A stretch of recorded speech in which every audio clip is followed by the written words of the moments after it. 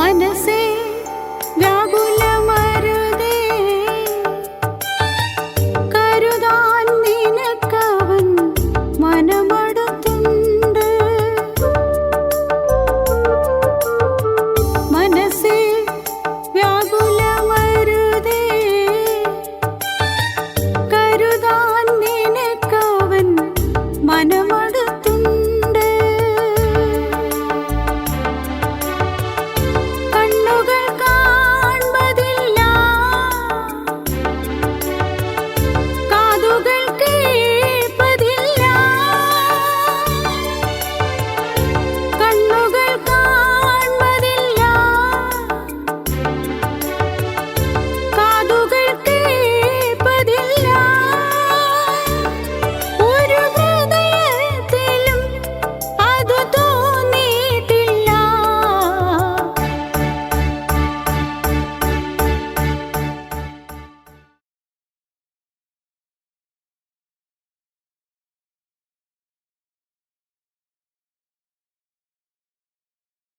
മനസ്സ് തുറക്കുമ്പോൾ പ്രോഗ്രാമിലേക്ക് സ്വാഗതം. ഇന്നത്തെ നമ്മുടെ അതിഥിയായി കടന്നു വന്നിരിക്കുന്നത് ജാൻസി തോമസ് ആണ്. താൻ 3 കുഞ്ഞുങ്ങളുടെ അമ്മയും ഒരു വീട്ടമ്മയുമാണ്. അവർ കുടുംബമായി ചില വർഷങ്ങൾ ഗൾഫിലായിരുന്നു. അവിടെ നിന്ന് ജോലി നിർത്തി നാട്ടിലേക്ക് വന്ന് ഇപ്പോൾ ഇവിടെ ബിസിനസ് ചെയ്യുകയാണ്. അനേക അനുഭവങ്ങളുടെ ഉടമസ്ഥയാണ് പ്രിയ ജാൻസി. ഇപ്പോൾ തൻ്റെ അനുഭവങ്ങൾ തന്നിൽ നിന്ന് നമുക്ക് നേരിട്ട് കേൾക്കാവുന്നതാണ്. നിങ്ങളുടെ മുമ്പിൽ ഒരു സാക്ഷിയായി എന്നെ ഈ പാപത്തിൻ്റെ ലോകത്തിൽ നിന്ന്, അന്ധകാരത്തിൽ നിന്ന് അത്ഭുത പ്രകാശത്തിലേക്ക് വിളിച്ച നസ്രത്തിലെ യേശുവിനെ പറ്റി നിങ്ങളുടെ മുമ്പിൽ പറയുവാൻ എനിക്ക് തന്ന അവസരത്തിനായി ഞാൻ കർത്താവിനെ സ്തുതിക്കുന്നു, സ്തോത്രം ചെയ്യുന്നു. എൻ്റെ ജീവിതത്തിൽ ഒരു പാരമ്പര്യ ക്രിസ്ത്യാനി കുടുംബത്തിൽ ജനിച്ച ഞാൻ, ഒരു കർഷക അധ്യാപകനായിരുന്ന എൻ്റെ പിതാവ്, അദ്ദേഹം പറഞ്ഞതും അദ്ദേഹം എന്നെ ഉപദേശിച്ചതുമായ സകല കാര്യങ്ങളും ഞാൻ ചെയ്തുകൊണ്ട് ജീവിച്ചിരുന്നു. എന്നാൽ എൻ്റെ ജീവിതത്തിൽ ഒരു പ്രതികൂലവും വരികയില്ല എന്ന് ഇപ്രകാരം അദ്ദേഹം പറഞ്ഞിരുന്നു. ഞാൻ എൻ്റെ കുഞ്ഞുങ്ങൾ എൻ്റെ മരണശേഷം മാത്രം കരഞ്ഞാൽ മതി, നിങ്ങൾ ഒരിക്കലും കരയാൻ ഇടവരികയില്ല എന്ന് എൻ്റെ അച്ഛൻ എന്നോട് പറഞ്ഞിരുന്നു. അതെൻ്റെ ഹൃദയത്തിൽ വളരെ സന്തോഷമായിരുന്നു. ഞങ്ങൾക്ക് മാരകമായ രോഗങ്ങളോ സങ്കടങ്ങളോ വരികയില്ല എന്നുള്ളൊരു തോന്നൽ ഞാൻ അനേക വർഷങ്ങൾ ജീവിച്ചു. എൻ്റെ ജീവിതത്തിൻ്റെ ജീവിച്ച് കുറച്ച് വർഷങ്ങൾ കഴിഞ്ഞപ്പോൾ അതിൽ നിന്നെല്ലാം വ്യത്യസ്തമായ എൻ്റെ ജീവിതത്തിലേക്ക് കടന്നു വരുന്ന ചില സംഭവങ്ങൾ, അതിനു മുമ്പായി തന്നെ എൻ്റെ ഹൃദയത്തിലുണ്ടാക്കിയ അനേക സംശയങ്ങൾ ഞാൻ നിങ്ങളോട് ഷെയർ ചെയ്യുമ്പോൾ നിങ്ങളുടെ ഹൃദയത്തിലും നിങ്ങളുടെ ജീവിതത്തിലും നിങ്ങൾക്കുണ്ടായ അനേക ചോദ്യങ്ങൾക്ക് മറുപടിയാകുമെന്ന് ഞാൻ കരുതുകയാണ്, ദൈവത്തിൽ ആശ്രയിക്കുകയാണ്. കർത്താവ് പറഞ്ഞിരിക്കുന്നു, അന്ധകാരത്തിൽ നിന്ന് നമ്മളെ അത്ഭുത പ്രകാശത്തിലേക്ക് വിളിച്ച് വേർതിരിച്ച് അവൻ്റെ സദ്ഗുണങ്ങളെ വിളിച്ചു പറയുവാൻ. അപ്രകാരം അന്ധകാരത്തിലായിരുന്ന ഞാൻ എൻ്റെ കർത്താവിനെ വിളിച്ച് അവൻ എന്നെ വേർതിരിച്ച് അത്ഭുത പ്രകാശത്തിലേക്ക് വന്നപ്പോൾ എൻ്റെ ഹൃദയത്തിൽ ഞാൻ എൻ്റെ കർത്താവിനെ കണ്ടുമുട്ടുന്നതിന് മുമ്പ് തന്നെ എന്ത് അനുഭവത്തിൽ കൂടെ ഞാൻ കടന്നുപോയി എന്ന് നിങ്ങളോട് ഷെയർ ചെയ്യുന്നതിൽ എനിക്ക് വളരെ സന്തോഷമുണ്ട്. അപ്രകാരം എൻ്റെ ജീവിതത്തിൽ ആദ്യം എൻ്റെ ഹൃദയത്തിൽ വന്ന ഒരു സംശയമാണ്, വളരെ ചെറുപ്പത്തിൽ തന്നെ, വളരെ ചെറുതായിരിക്കുമ്പോൾ തന്നെ എനിക്ക് അനേക സംശയങ്ങൾ എൻ്റെ ഹൃദയത്തിൽ ഉടലെടുത്തുകൊണ്ടിരുന്നു. അതിലൊരു സംശയമാണ്, എന്തുകൊണ്ടാണ് ഞാൻ കാണുന്ന സ്വപ്നങ്ങളിൽ എനിക്കൊരു ചലനശേഷി ഇല്ലാത്തതെന്ന് ഞാൻ ആലോചിച്ചുകൊണ്ടിരുന്നു. ഞാൻ ദർശനങ്ങൾ കാണും, പക്ഷേ എന്നെ വളരെ ദുർശക്തികൾ പിന്തുടരുന്നു, ഒരു പാമ്പ് കടിക്കാൻ വരുന്നു എന്നൊക്കെ കാണുമ്പോഴും എനിക്ക് ഓടാൻ കഴിയാത്ത അവസ്ഥ, എനിക്ക് ഒരു മൂവ്മെൻറ്റിൽ ആത്മാവില്ലാത്ത അവസ്ഥ. ഇതെൻ്റെ ഹൃദയത്തിൽ വളരെ ഭാരമായിട്ട് തന്നെ ഇരുന്നു. എന്തുകൊണ്ടാണ് ആരാണ് ഈ ദർശനം കാണുന്നത്? എന്തുകൊണ്ടാണ് എനിക്ക് രാത്രിയിൽ ഒരു ചലനശേഷി ഇല്ലാത്തത് എന്ന് എൻ്റെ ഹൃദയത്തോട് തന്നെ ഞാൻ ചോദിച്ചു കൊണ്ടിരുന്നു. അതാണ് എൻ്റെ ജീവിതത്തിൽ ആത്മാവിനില്ലാത്ത ഒരു ചലനശേഷിയെപ്പറ്റി എൻ്റെ ഹൃദയം എന്നോട് തന്നെ സംശയം ചോദിച്ചുകൊണ്ടിരുന്നു. രണ്ടാമത്തെ സംശയം എന്നിൽ ഉടലെടുത്തത്, ഞാൻ എൻ്റെ മൂത്ത മകന് ഗ്രിഗറി തോമസിനെ ഡെലിവറി ആകുന്ന സമയമാണ്. അവന് ഡെലിവറി ആകുന്ന സമയം 9 months പ്രഗ്നൻ്റായ ഞാൻ ഒരിക്കൽ എൻ്റെ അമ്മച്ചിയോട് പറഞ്ഞു, അമ്മച്ചി എനിക്ക് പെയിൻ തുടങ്ങിയെന്ന്. അമ്മച്ചി പെട്ടെന്ന് സന്തോഷിച്ചുവെങ്കിലും അമ്മച്ചിയുടെ മുഖത്ത് പെട്ടെന്ന് ആ സന്തോഷം മാഞ്ഞിട്ട് അമ്മച്ചിക്ക് ഒരു സങ്കടത്തിലേക്ക് അമ്മച്ചിയുടെ മനസ്സ് തിരിയുന്നത് ഞാൻ കണ്ടു. ഞാൻ ചോദിച്ചു, എന്തുകൊണ്ടാണ് അമ്മച്ചിക്ക് ഞാൻ എന്തെങ്കിലും പ്രയാസമുണ്ടോ ബുദ്ധിമുട്ടുണ്ടോ? അന്ന് എൻ്റെ അമ്മച്ചി എന്നോട് പറഞ്ഞു, നോക്ക്, നാളെ ശരിയല്ല, നാളത്തെ നാളും ശരിയല്ല. ഞാൻ ചോദിച്ചു, അതിന് ഇപ്പോൾ ഞാൻ പ്രസവിക്കാൻ ഞാൻ തീരുമാനിക്കുന്ന ഒരു കാര്യമല്ല. എന്താണ് എന്നിൽ വന്ന കുറ്റം? നിന്റെ കുറ്റമല്ല. ഞാൻ ചോദിച്ചു, ഈ ലോകത്തിൽ ആരെങ്കിലും ഇത് നോക്കാത്ത ജനമുണ്ടോ? ഇത് ശ്രദ്ധിക്കാത്ത ജനമുണ്ടോ? ഇതിനപ്പുറമായി എനിക്ക് എന്തെങ്കിലും ചെയ്യുവാൻ സാധിക്കുമോ? അമ്മ പറഞ്ഞു, ഇല്ല, എല്ലാ ദേശത്തും എല്ലാ രാജ്യത്തും എല്ലാ ജനവും നാളെ നോക്കുന്നു. നീ ജനിക്കുന്ന കുട്ടിക്ക് അവൻ ജനിക്കുന്ന നാളില് ദോഷമുണ്ടെങ്കിൽ നിനക്ക് ദോഷമായിത്തീരും, അവൻ്റെ പിതാവിന് ദോഷമായിത്തീരും, കൂടുതലായി അവൻ്റെ അമ്മാവന്മാർക്ക് അങ്കിളുമാർക്ക് ദോഷമായിത്തീരും. ഇത് എൻ്റെ ഹൃദയത്തിൽ വളരെ ഒരു സംശയമായി രൂപം കൊണ്ടു. എന്തുകൊണ്ടാണ്? കർത്താവ് പറഞ്ഞിരിക്കുന്നു, ഞാൻ നിങ്ങളെ പിണ്ടാകാരമായിരുന്നപ്പോൾ കണ്ട ദൈവമാണ്. എന്തുകൊണ്ടാണ് ഇവര് ഈ പറഞ്ഞ സംഭവങ്ങൾ? ഞാൻ ഡെലിവറി ടേബിളിൽ കിടക്കുമ്പോൾ എൻ്റെ വയറ്റിൽ എനിക്കുണ്ടായ കൺട്രാക്ഷൻ പെയിനേക്കാൾ എൻ്റെ ഹൃദയം വേദനിച്ചത് എൻ്റെ അമ്മ പറഞ്ഞ വാക്കുകളാണ്. എൻ്റെ അമ്മ പറഞ്ഞ വാക്കുകൾ എൻ്റെ ഹൃദയത്തിൽ ഇങ്ങനെ മുഴങ്ങിക്കൊണ്ടിരുന്നു. നീ പ്രസവിക്കുന്നത് അഴുക്ക് സമയത്താണെങ്കിൽ ഇവർക്കെല്ലാം ദോഷമാകും. ഞാൻ അതേപ്പറ്റി ചിന്തിച്ചു തുടങ്ങി. ഞാൻ പ്രസവിച്ചു, ആൺകുട്ടിയെ തന്നെ ഞാൻ പ്രസവിച്ചു. അതൊരു ചോദ്യമായി എൻ്റെ മനസ്സിൽ ഉടക്കി കിടന്നു. വർഷങ്ങൾക്ക് ശേഷം വീണ്ടും ഞാൻ ഒരു പ്രതിസന്ധിയുടെ മുമ്പിൽ വീണ്ടും ചെന്നുണ്ടായി.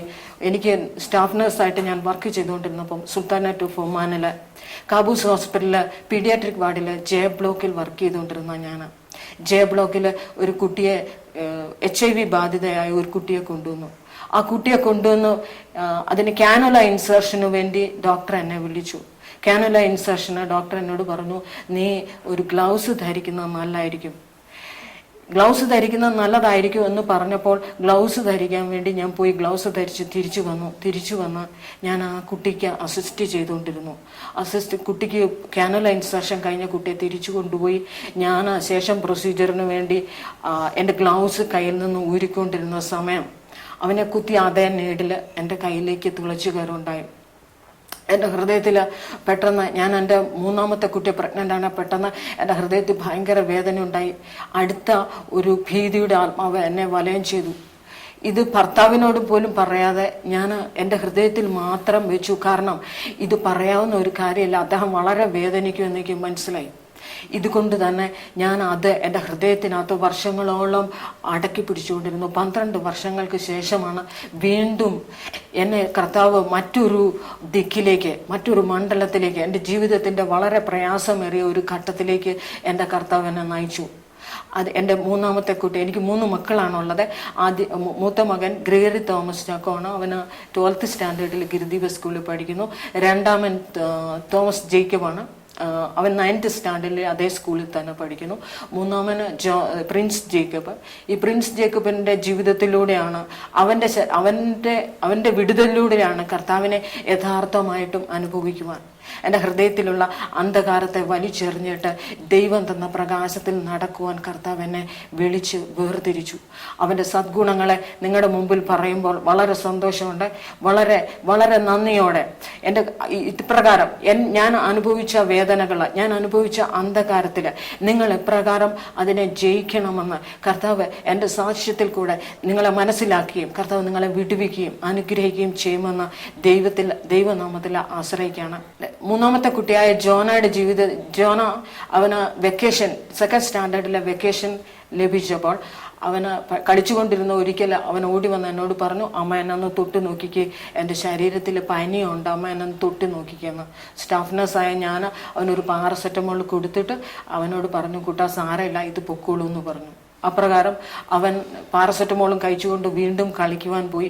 അന്ന് രാത്രിയിൽ ഞാൻ കണ്ട ദർശനമാണ് വീണ്ടും എന്നെ വളരെയധികം ചിന്തിപ്പിച്ചത്. എൻ്റെ വീടിൻ്റെ കിണറിൻ്റെ ഭാഗത്തായിട്ട് ഒരു വലിയ സർപ്പം തല ഉയർത്തി നിൽക്കുന്നു. ഈ സർപ്പത്തിനെ പിടിക്കുവാൻ എനിക്ക് കഴിയില്ല എന്നുള്ള എൻ്റെ ബലഹീന വശം കണ്ടിട്ട് ഞാൻ എൻ്റെ ബ്രദറിനെ വിളിച്ചു. അദ്ദേഹം ഓടി വന്നിട്ട് എന്നോട് പറഞ്ഞു, എൻ്റെ കമ്പനിയിലെ സകല ആയുധങ്ങളും കൊണ്ടുവന്നാലും നിന്റെ ഗ്രൗണ്ടിൽ ഒളിഞ്ഞു കിടക്കുന്ന ഈ സർപ്പത്തിൻ്റെ തലയെ തകർക്കാൻ എനിക്ക് പറ്റത്തില്ല. ഞാൻ ആത്മാവിൽ ഞാൻ ഇപ്രകാരം പറയുകയുണ്ടായി, എനിക്ക് എൻ്റെ ജീവിതത്തെ രക്ഷിച്ചേ പറ്റത്തുള്ളൂ. ഞാൻ അപ്രകാരം ആ പാമ്പിൻ്റെ തലയെ പിടിച്ച് എൻ്റെ കിണറിൻ്റെ വരിക്കിട്ട് ആഞ്ഞടിക്കുകയും ഈ സർപ്പത്തിൻ്റെ വായിൽ നിന്ന് സകല വിഷങ്ങളും എൻ്റെ ദേഹത്തേക്ക് ചീറ്റുകയും ഞാൻ ഞെട്ടി ഉണരുകയും ചെയ്യുകയുണ്ടായി. അന്ന് നേരം വെളുക്കുമ്പോൾ എന്നെ വിറച്ചുകൊണ്ട് ഞാൻ എഴുന്നേറ്റ് വന്നു. എങ്കിലും ഞാൻ ഇപ്രകാരം പറഞ്ഞു, എൻ്റെ അപ്പച്ചൻ എന്നോട് പറഞ്ഞത്, എൻ്റെ അച്ഛൻ എന്നോട് പറഞ്ഞത് ഞാൻ ഓർപ്പിച്ചു, ദോഷത്തിനായിട്ട് ഞാൻ ഒന്നും ചെയ്തിട്ടില്ല, അതുകൊണ്ട് നിങ്ങൾ ഒരിക്കലും ഒരു മഹാവ്യാധിക്കോ രോഗത്തിനോ അടിമപ്പെടേണ്ട, ഞാൻ മരിച്ചു കഴിയുമ്പോൾ നിങ്ങൾ കരഞ്ഞാൽ മതി എന്ന് പറഞ്ഞിരുന്ന ആ വാക്ക് ഞാൻ ഓർത്തിട്ട് ധൈര്യപ്പെട്ടു. ഇല്ല, എൻ്റെ കൊച്ചിനൊന്നും വരത്തില്ല. അവൻ്റെ മുഖത്തേക്ക് സൂക്ഷിച്ചു നോക്കിയപ്പോൾ അവൻ്റെ മുഖം വിളറിയിരിക്കുന്നതായി എനിക്ക് തോന്നി. എങ്കിലും ധൈര്യത്തോടെ ഞാൻ അടുത്തുള്ള ഹോസ്പിറ്റലിൽ കൊണ്ടുപോയി. അവിടെ ചെന്ന് ഡോക്ടർമാർ അവർക്ക് ശരിക്കും ഫസ്റ്റായിട്ട് തന്നെ അവനെ കണ്ടപ്പോൾ തന്നെ ശരിക്കും ജോനയെ ബാധിച്ചിരിക്കുന്ന രോഗത്തിൻ്റെ കാഠിന്യത അവർക്ക് മനസ്സിലായി. എങ്കിലും അവരെ എന്നോട് പറയാതെ എൻ്റെ ഹസ്ബൻഡിനെ വിളിച്ചിട്ട് അദ്ദേഹത്തോട് പറയുകയുണ്ടായി, നിങ്ങളുടെ കുഞ്ഞിന് ക്യാൻസർ ആണെന്ന് തോന്നുന്നു, അതെൻ്റെ ഒരു സംശയം മാത്രമല്ല, കൺഫർമേഷൻ്റെ ടെസ്റ്റിന് വേണ്ടി നിങ്ങൾക്ക് RCCയിലേക്ക് കടന്നു പോകാം. അപ്രകാരം RCCയിലേക്ക് കൺഫർമേഷൻ ടെസ്റ്റിന് വേണ്ടി RCCയിലേക്ക് കടന്നു പോകുന്നതിന് മുമ്പ് തന്നെ അദ്ദേഹത്തിനോട് ഞാൻ ചോദിച്ചു, നമ്മൾ ക്രിസ്ത്യാനി കുടുംബത്തിലല്ലേ ജീവിച്ച്? അദ്ദേഹം പറഞ്ഞു, അതെ. നമ്മൾ പ്രാർത്ഥിക്കുന്നവരല്ലായിരുന്നോ? അതെ. പിന്നെന്തുകൊണ്ടാണ് നമുക്കിങ്ങനെ വന്നേ? അദ്ദേഹം കുനിഞ്ഞിരുന്നിട്ട് എന്നോട് പറഞ്ഞു, അതെനിക്ക് അറിഞ്ഞുകൂടാ. ഞാൻ അന്വേഷിക്കാൻ തുടങ്ങി. എൻ്റെ വീട്ടിൽ എന്നെ ആശ്വസിപ്പിക്കാൻ, ഞാൻ RCCയിൽ പോകുന്നതിന് മുമ്പ് അനേക വ്യക്തി ജീവിതങ്ങൾ എൻ്റെ ജീവിതത്തിലേക്ക് കടന്നു വന്നു. അവരെന്നെ ആശ്വസിപ്പിക്കാൻ അതീവ ശ്രദ്ധയോടെ സംസാരിച്ചു കൊണ്ടിരുന്നു. ഞാൻ വളരെ ശ്രദ്ധയോടെ അവരുടെ മുഖത്തേക്ക് നോക്കി. ആരെങ്കിലും എന്തെങ്കിലും പറയും, അതിൽ നിന്ന് എനിക്ക് രക്ഷപ്പെടാമോ എന്നാണ് ഞാൻ ശ്രമിച്ചുകൊണ്ടിരുന്നത്. 2 സെക്ഷൻ ആൾക്കാർ വന്നു. ഒരു സെക്ഷൻ എന്നോട് പറഞ്ഞു, അതെൻ്റെ കൂട്ടർ തന്നെയാണ്. അവരെന്നോട് പറഞ്ഞു, നീ യോബ് നീ വായിച്ചിട്ടുണ്ടോ ബൈബിളിനകത്ത്? ഞാൻ പറഞ്ഞു, ഉണ്ട്. യോബിൻ്റെ 10 മക്കളെയും ദൈവം ഒരേ ദിവസം വിളിച്ചു. അതുകൊണ്ട് ഈ 10 മക്കളെയും ദൈവം വിളിച്ചപ്പം യോബ് ഇപ്രകാരം പറഞ്ഞു, യഹോവ തന്നു, യഹോവ എടുത്തു, യഹോവയുടെ നാമം വാഴ്ത്തപ്പെടുമാറാകട്ടെ എന്ന് യോബ് പറഞ്ഞു. അതുകൊണ്ട് നമുക്ക് വന്നിരിക്കുന്ന കഷ്ടമെല്ലാം സഹിക്കാൻ നമ്മൾ തയ്യാറാകണം എന്ന് അപ്രകാരം അവരെന്നെ ആശ്വസിപ്പിച്ചു. എനിക്ക് ആശ്വാസം കൊള്ളുവാനായില്ല. ഞാൻ അവരോട് തിരിച്ചു ചോദിച്ചു, ഞാൻ നിഷ്കളങ്കയല്ല, ഞാൻ നീതിമാനല്ല, ഞാൻ കേവലം സ്ത്രീ മാത്രമാണ്. എനിക്ക് അങ്ങനെ യോബിനെ പോലെ പ്രാർത്ഥിക്കാൻ പറ്റത്തില്ല. ഇവനെ എടുത്തോ എന്ന് പറയുവാനുള്ള പക്വത എനിക്കില്ല എന്ന് പറഞ്ഞ് ഞാൻ അവരോട് സംസാരം നടത്തി. എന്നാൽ അടുത്ത സെക്ഷൻ വന്നു. ഞാൻ അവരെ ജീവിതത്തിൽ ഏറ്റവും അടുപ്പിക്കാതിരുന്ന, എൻ്റെ ജീവിതത്തിൽ ഞാൻ അവരോട് സംസാരിക്കാതിരുന്ന, എനിക്ക് അവരെ കാണുമ്പോൾ തന്നെ ഇവരെന്തൊരു ജീവിതമായി ജീവിക്കുന്നത്. അപ്രകാരം ഒരു കൂട്ടരെ എൻ്റെ അടുത്ത് വന്നിട്ട് പറഞ്ഞു, നീ എന്താ വിശ്വസിക്കുന്നു? ഞാൻ പറഞ്ഞു, എൻ്റെ കുഞ്ഞ് ജീവിക്കുമെന്ന് വിശ്വസിക്കുന്നു, അത് നിനക്ക് സംഭവിക്കും. എനിക്ക് വളരെ സന്തോഷമായി. എൻ്റെ ജീവിതത്തിൽ ആദ്യമായി ഞാൻ അവരെ സ്നേഹിക്കാൻ തുടങ്ങി. അവരല്ല, ഈ 2 കൂട്ടരിൽ അധികമായി ഞാൻ ഇവരോട് സംസാരിക്കാൻ തുടങ്ങി. ആരായിരുന്നു? യേശുവിനെ രക്ഷിതാവായി സ്വീകരിച്ച 2 ആന്റിമാര്. അപ്പം ആ ആന്റിമാരുടെ വാക്കുകൾ 116-ാം സങ്കീർത്തനം എടുത്തു കൈ തന്നിട്ട് പറഞ്ഞു, നീ ഇത് വായിച്ചിട്ട് നീ നിന്റെ സങ്കടം കർത്താവിനോട് പറ, തീർച്ചയായിട്ടും ദൈവം നിന്റെ കുഞ്ഞിനെ വിടുവിക്കും. അപ്രകാരം ഞാൻ RCCയിലേക്ക് കടന്നുപോയി. അവിടെ ഒരു 2 മാസത്തോളം ആദ്യം ഡോക്ടറിൻ്റെ അടുക്കൽ ചെന്നപ്പം പറഞ്ഞു, സാധാരണ കുട്ടികളെ പോലല്ല നിന്റെ കുട്ടിക്ക് 90% ഇവൻ്റെ ബ്ലഡിനകത്ത് WBC ബ്ലാസ്റ്റ് സെല്ലായി, അതുകൊണ്ട് ഞങ്ങൾ ശ്രമിച്ചു നോക്കാം നീ നിന്റെ ദൈവത്തെ വിളിക്കുക. അപ്രകാരം ഡോക്ടർ പറഞ്ഞു. എനിക്ക് മനസ്സിലായി, ഡോക്ടർ പറഞ്ഞതിൻ്റെ ആഴം എനിക്ക് മനസ്സിലായി. കീമോതെറാപ്പിയാൽ ആരെയും ഞങ്ങൾക്ക് രക്ഷിക്കാൻ പറ്റത്തില്ല. ഞങ്ങൾ ആർക്കും ഒരു ഗ്യാരണ്ടി കൊടുക്കാറില്ല. നിങ്ങൾ നിങ്ങളുടെ ദൈവത്തോട് പ്രാർത്ഥിക്കുക. അപ്രകാരം ഞാൻ കർത്താവിനോട് പ്രാർത്ഥിക്കാൻ തുടങ്ങി. ഞാൻ പ്രാർത്ഥിച്ചു. ഞാൻ കുമ്പസാരിക്കുന്നത് പോലെ ഞാൻ ദൈവസന്നദ്ധയിൽ ഞാൻ തന്നെ എൻ്റെ കർത്താവിൻ്റെ അടുത്തേക്ക് കടന്നു ചെന്നിട്ട് ഞാൻ എൻ്റെ പാപങ്ങൾ വിളിച്ചു പറയുവാൻ തുടങ്ങി. ഞാൻ പറഞ്ഞത് 3 മാസത്തോളം തുടർച്ചയായി ഞാൻ ദൈവസന്നദ്ധയിൽ കുമ്പസാരിച്ചു കൊണ്ടേയിരുന്നു. അവൻ എൻ്റെ ഹൃദയത്തോട് ദർശനങ്ങളാൽ ഇടപെട്ടുകൊണ്ടേയിരുന്നു. അപ്പോൾ ഇവൻ യഥാർത്ഥമായും ജീവിക്കുന്ന ദൈവമെന്ന് അറിയുവാൻ തക്കവണ്ണം അവൻ എൻ്റെ ഹൃദയത്തോട് സംസാരിച്ചു കൊണ്ടിരുന്നു. ഒരിക്കൽ കീമോതെറാപ്പിയുടെ 10 ഇഞ്ചക്ഷൻ ഉള്ളതിൽ 10ാമത്തെ ഇഞ്ചക്ഷൻ്റെ അന്ന് ജോനയുടെ കൗണ്ട് 800-ന് താഴെ പോകുന്ന ഒരവസരം വന്നു. ഡോക്ടർ പറഞ്ഞു, ഇതുപോലെ സ്റ്റേബിൾ ആയാൽ ജോനായ്ക്ക് തിരിച്ച് WBC കൗണ്ട് കൊണ്ടുവരണമെങ്കിൽ ഞങ്ങൾ ഒരു ഇഞ്ചക്ഷൻ കൊടുക്കേണ്ടി വരും. ഞാൻ കർത്താവിനോട് പ്രാർത്ഥിച്ചു, കർത്താവേ, നിനക്ക് പ്രവർത്തിക്കാനുള്ള സമയമൊന്ന് ഞാൻ പ്രാർത്ഥിക്കുന്നു, നിനക്ക് പ്രവർത്തിക്കാനുള്ള സമയമൊന്ന് ഞാൻ അറിയുന്നു. അന്ന് രാത്രി വളരെ സന്തോഷകരമായ ഒരു ദർശനം കണ്ടാണ് ഞാൻ ഉണർന്നത്.